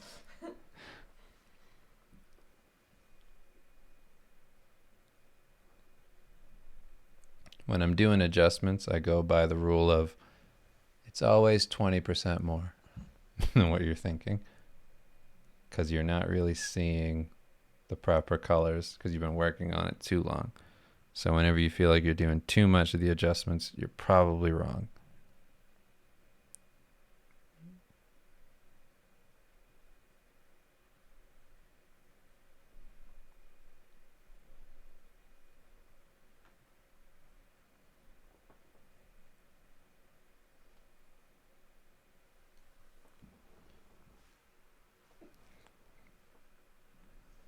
All right. Sorry I'm so quiet. I just don't have two minds. That's why I'm here. But nobody's asking. Oh, here's a question. Andre Alessi, can you name other artists besides Drew Struzan that inspires you on the most on composition at the moment? Yeah, before Drew Struzan, like I don't really think of Drew Struzan for that. I think of Noriyoshi Orai, and he's the person that I always kind of have in the back of my mind when I see stuff like this. I'm always thinking like, I wish I could do what he does. So I'm trying to get as close to that as possible. I don't think this is very close at all, but I tried. Let's do some soft light stuff and adjusting. I'm inspired by line decker. You could see it. I think it shines through in my pieces. That's true. It does. Cobra Nurse feels ripped out of a line decker painting. On that note, Sam said you should turn my doodles into realistic paintings. I know. But he's not allowed to change anything. I mean, what's there to change? It's already perfect. Poppy asks, thoughts on Lightroom? In my opinion, if it feels it's too drastic for paintings, but can be for a fresh perspective sometimes on variations on a piece. Or variation, sorry. I thought about that for a long time. I wanted to do Lightroom for adjusting colors and all that, but I never really got into it. Maybe I should actually try that. I don't have it right now, but I could. I thought it just comes with like getting a Mac. No, I only, well, it's like an Adobe thing. Oh, really? Oh, it's Adobe Lightroom, duh. So you need the whole Adobe suite thing, and I didn't buy that. I just got I think I just got it for like the audio and Premiere, because I'm not using the newer versions of Photoshop because I don't like them. There's just so many dumb problems with how they update that. I just don't care. Like, this shit works, whatever. I don't need to deal with drivers not working.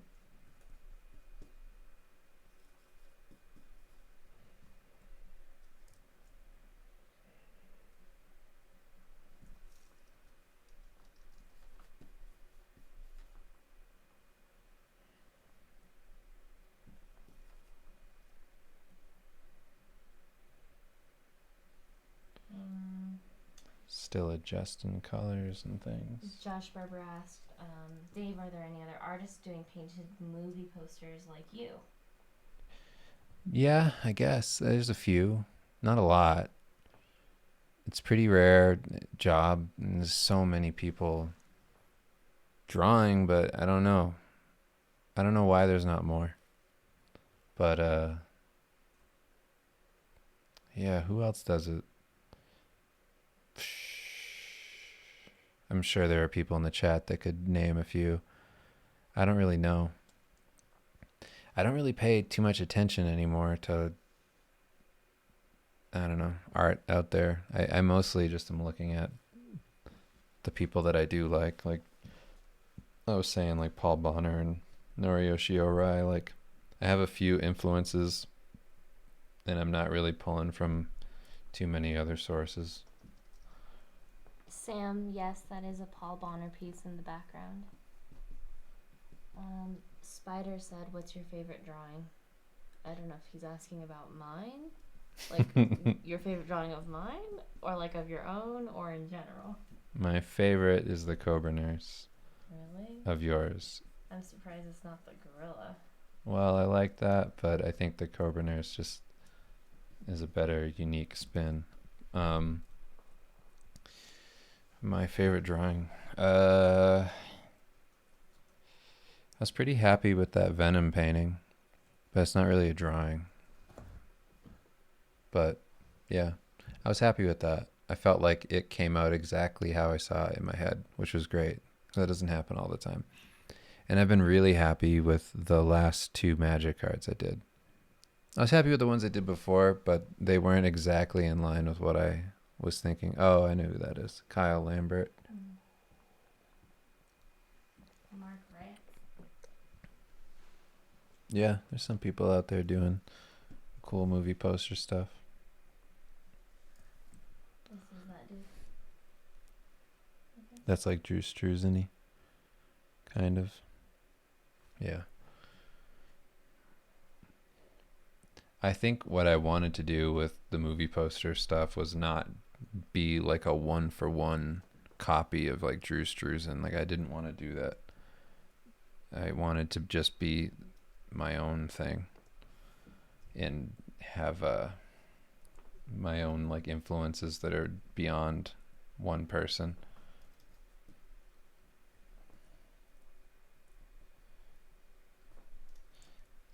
But then you can't really get away from it, because when you get hired for those things, that's what the people who are hiring you are kind of looking for, generally speaking.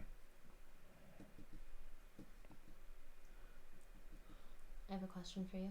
Sure. This is from me. Okay. After doing this for now 14 years, Yeah.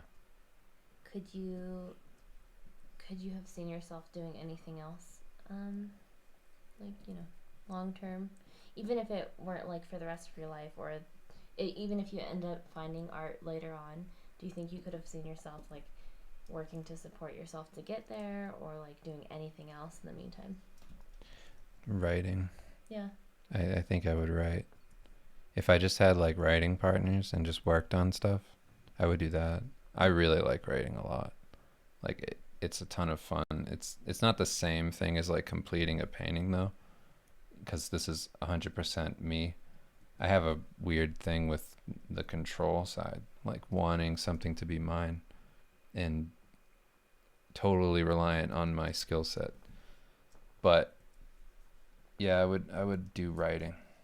That would be great just to have that. I mean, I already do that, but as the only job. Yes, Carlos, I'm still reading these. And Evan asked, what magic cards did you do? I can't say because they haven't come out yet. So. Well, you've done what, like 7 of them in the last. New ones? Yeah, new ones, and you're still finishing up 2 more, or No, I did. Wait, did I do? Was it only 7? I don't know. I did. maybe more. I'm not sure. Cause you did them in like groups, like you do 2 at a time, 3 at a time, 2 at a time. Yeah, I think I've done 8. Okay, 8. I can't help doing like really vibrant colors like this. I end up going down that road like every time. I don't know why, but I can't help it now. Everything's like rainbow colored. Someone said that Arai, is that the name? Oh, right, yeah. That stuff is vibrant. Yeah. His painting that he did of C-3PO in R2-D2 for Return of the Jedi is one of my favorite things he did. I don't like the one where it says Return of the Jedi on it, I think. Or what am I thinking of? I like the ones where it's cropped at the lightsabers. It's so cool. It's such a cool image. Poppy, I wish I knew where you were from so I could read your everyone's comments in like the accent that I think it would be in. Why? So you're not just racist? Yeah, I think it's a British accent, but who knows? Never actually said, been a fan for a long time, blah blah blah. It's a little off topic. What's your poison if you have one? I'd say scotch, whiskey perhaps. Much love, mate. It's scotch. It's pretty much only scotch. Specifically, Lagavulin or Ardbeg. There's like a special Ardbeg.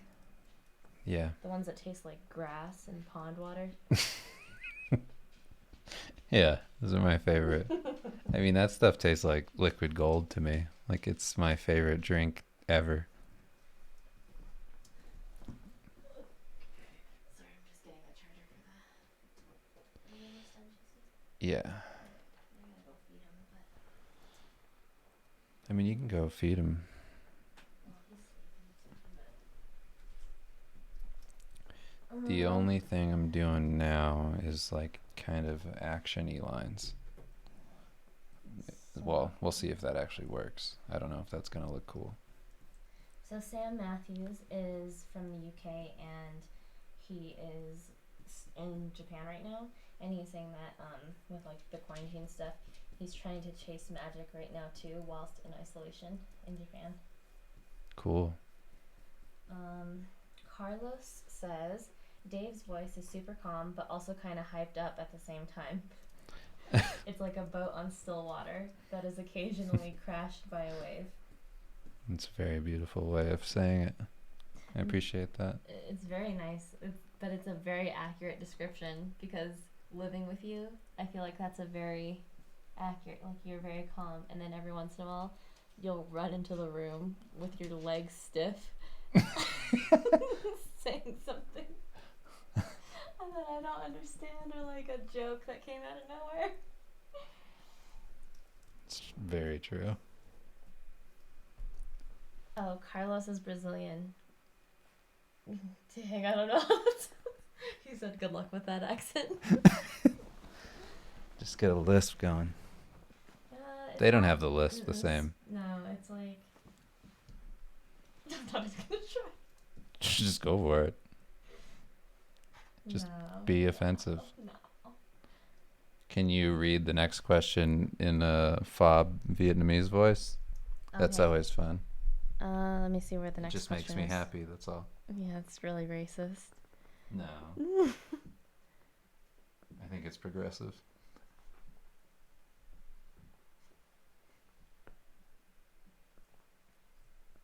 Poppy said... Sorry, this is not a question. I'm preparing myself for the fob voice.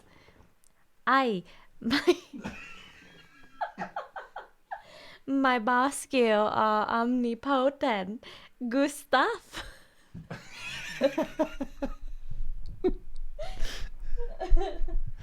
It's really good. Carlos said, what's you guys' favorite trash food beverage? Like those that you know isn't good for you, but tastes real good. Real good. Like trash food or beverage? Yeah. Trash food is I have been addicted to milk teas lately, and it has so much sugar in it, but I love it.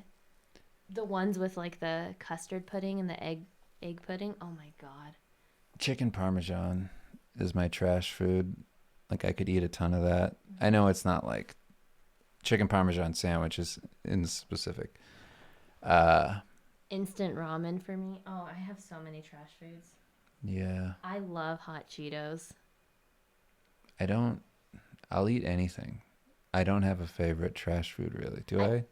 I think the difference between us is that like I go for salty stuff usually, and you usually go for or like savory. So like I'd eat chips over candy, and you'd eat something sweet over.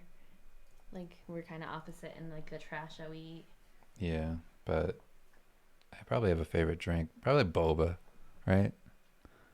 Yeah. Yeah, I feel like. Well, you don't even like boba. You like the custard pudding. Yeah, I just mean like the drink. The milk tea. Yeah, milk tea. Mm-hmm. Well, you see that? You sound like an Asian trying to sound Irish. Oh shit! Don't talk to me like that. I'm just an Asian girl. An Asian trying to sound Irish. Well, first of all, I just sound like my grandma, and I don't think she sounds like that. So She does. It's a new one.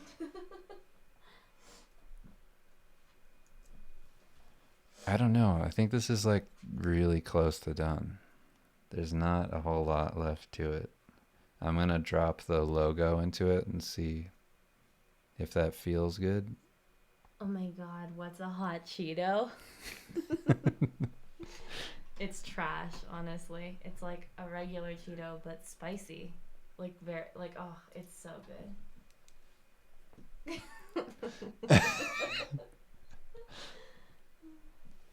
Somebody gets it. Yeah. One summer, my cousins and we spoke like that the entire summer, and we were in a grocery store with their mom, and she was just over it. Like, you're embarrassing me. We're doing it too much. So, we're going down this aisle, and she went down a different aisle, and we hear her say, "Would you guys stop it? You're embarrassing me." And she was yelling at an old Asian couple. That's how good we got. She thought it was us. That's great. Oh my goodness. I'm opening up the biggest file right now. Let's see if this goes well.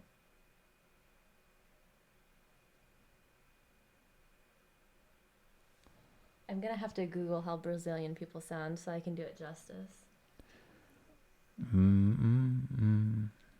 I feel like there's more trash food that I don't like Oreos because I don't like super super sweet stuff. But the chocolate wafers, they sell those separately. They are so good. I could finish a whole sleeve of those. That's really good. I think this is it. Wow, look how like unfinished this was. This was before I brought it into clip, Mm-hmm. and then this is it now. Wow. That's crazy difference. I know. I didn't even mean to say it like that. What did I say? That's crazy difference. That's crazy difference. Maybe I'm the fob. You are? You've been spending too much time around my mom. Yeah, I know. Gangbang. I didn't even tell that story on here. So, Sometimes my mom will come over while I'm at work, just to kind of help out with Axel, and so that Dave can get stuff done. yeah, and she's here, and Kim had apparently said to her after she put Axel in like all the same color, she was like, "You made him look like don't dress him like a gangbanger," because he's wearing his colors, and she didn't know what that meant. So I didn't know that Kim said that to her. So we're downstairs. It's just me and my mother-in-law hanging out with the baby, and she goes, "Your mother say I dress you like gangbang. I don't dress you like gangbang." And then she goes, "Gangbang, gangbang," at his face, and I was like, "What the fuck are you saying?" It's like, "What are you saying right now?" So yeah, she mixed it up. It is really good. It's my favorite.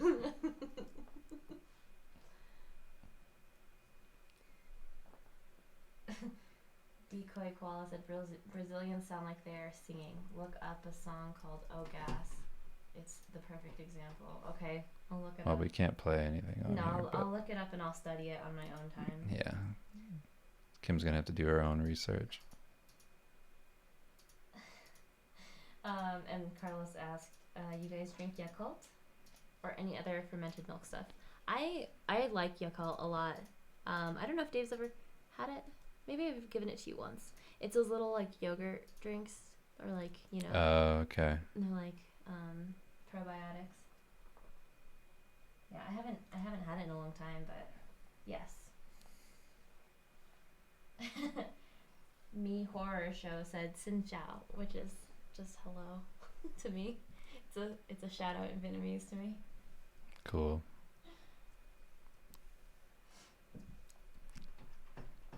All right.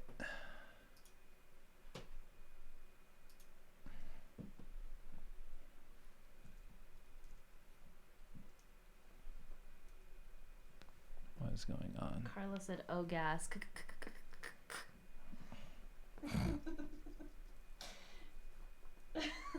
Sam said, "Those are my favorite clothes. Gangbang clothes."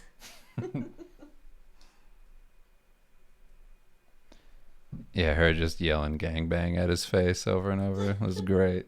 But like in a cute voice, like Yeah. gangbang, gangbang. Bruno J said, "I'm Brazilian and we say things with Y in the end, like internety, bookie, etc. Very broken English, but some folks say that it is cute." Really? I met a couple Brazilian people before. I guess I never picked up on that. Internety. Who is that one guy? I'm pretty sure he's Brazilian, and he like does like clay sculpting. Do you know who that is? He's bald. I met him one time. I don't know.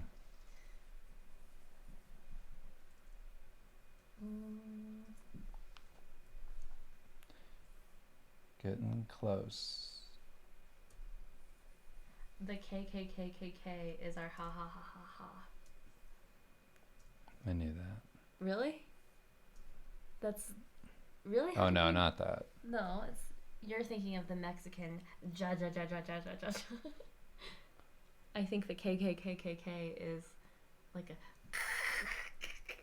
like that's why they're laughing, right? Probably. Oh, okay.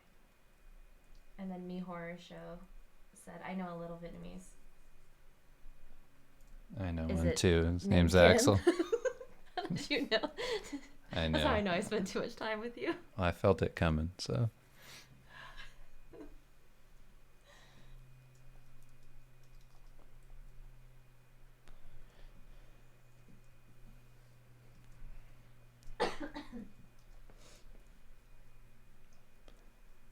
I don't know, honestly. You could say any name and I'd be like, sure.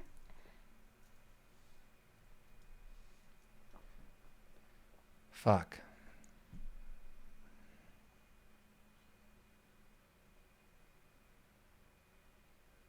I mean, I'm just gonna have to call it done. I'll probably work over this a little bit. But we're here. We made it. He said, in Brazil, we don't say I love you, we say your ass. And I think that's beautiful. Except for I translated it. Hmm. Oh, shit. That's a stupid tangent, isn't it? Dave, who's your favorite Street Fighter character? Chun-Li. Mm. Oh, Eddie Gordo. Yeah, that's my favorite. I wonder if Axel will get mad if I just like purposefully get those things wrong, just like a little bit wrong. You know what I mean? Yeah. You probably will. Yeah. Mom.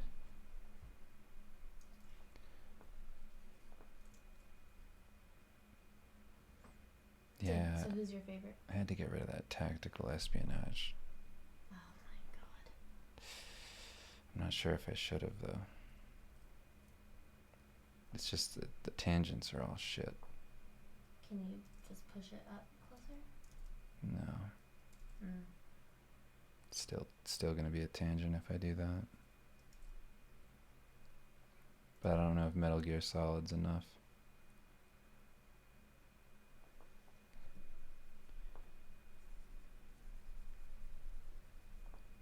I guess I could just move it down. I don't know. Is that any better at all? No, because then you're gonna have a tangent right here where that's barely touching the T. I know. Right? That's too low. Yeah, that looks weird. It looks like it's not part of it. Oh my god, I think you're gonna have to start all over. I think I just have to get rid of that part.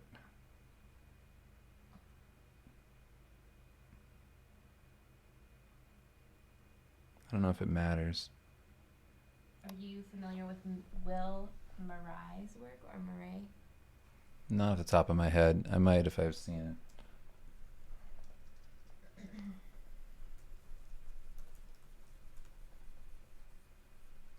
I think it's just gonna have to be Metal Gear Solid. Here you go. Oh, cool. It looks familiar. I feel like I've seen this one before. Oh, yeah, I have seen that one. We're looking at some of the magic stuff. My favorite Street Fighter character. I feel like it'll always be like Ken, just because that's who I played the most when I was a kid. But I can't remember that dude's name, dude in the trench coat with like the robot mask. I always loved him too. Yeah. But, all right. I'm probably going to go now. Thanks so much for hanging out. I'll do some editing to this, like a little bit, but it's pretty much done. So, yeah, I mean, I can zoom in and do some little last detail-y shots for you all. So you can check it out. This is going to be available for your patrons? Yeah, if you want, you can download it, huge resolution, print it for personal use only. So whatever you want to do with it, you can give it to a friend or whatever. Just as long as you're not reselling it, I'm cool with whatever you do with it. And yeah, it'll be up on Patreon. You can all check it out. Get that giant resolution. But thanks for all the questions. Thanks for hanging out. If you want to see or listen to the podcasts we did earlier, you can go to our Twitch, which is twitch.tv/Steve Lichman, Lichman. If you want to buy comic books, you can go to stevelichman.com. If you want to do any of that stuff, you can go to daveraposa.com. There's links to all that. But yeah, for all the Patreon people, thanks so much for the support. I really appreciate it. I mean, it's the only way I ever would have done this because it's huge and it takes too long and I can't justify it without some kind of income. So Thanks it's for great. letting me hang out with you. Who, me? Yeah, you. Well, normally I just... Thanks for letting me live. Yeah, there you go. You like your life?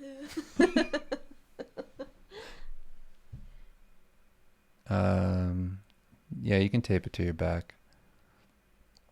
Okay. Talk to you all soon. Thanks again for hanging out. And I'll put it up on Patreon, hopefully in a bit. I'll sit on it tonight and then look at it again tomorrow. If it's done, it's done. All right. Have a good night, everybody, and good luck out there. Stay safe.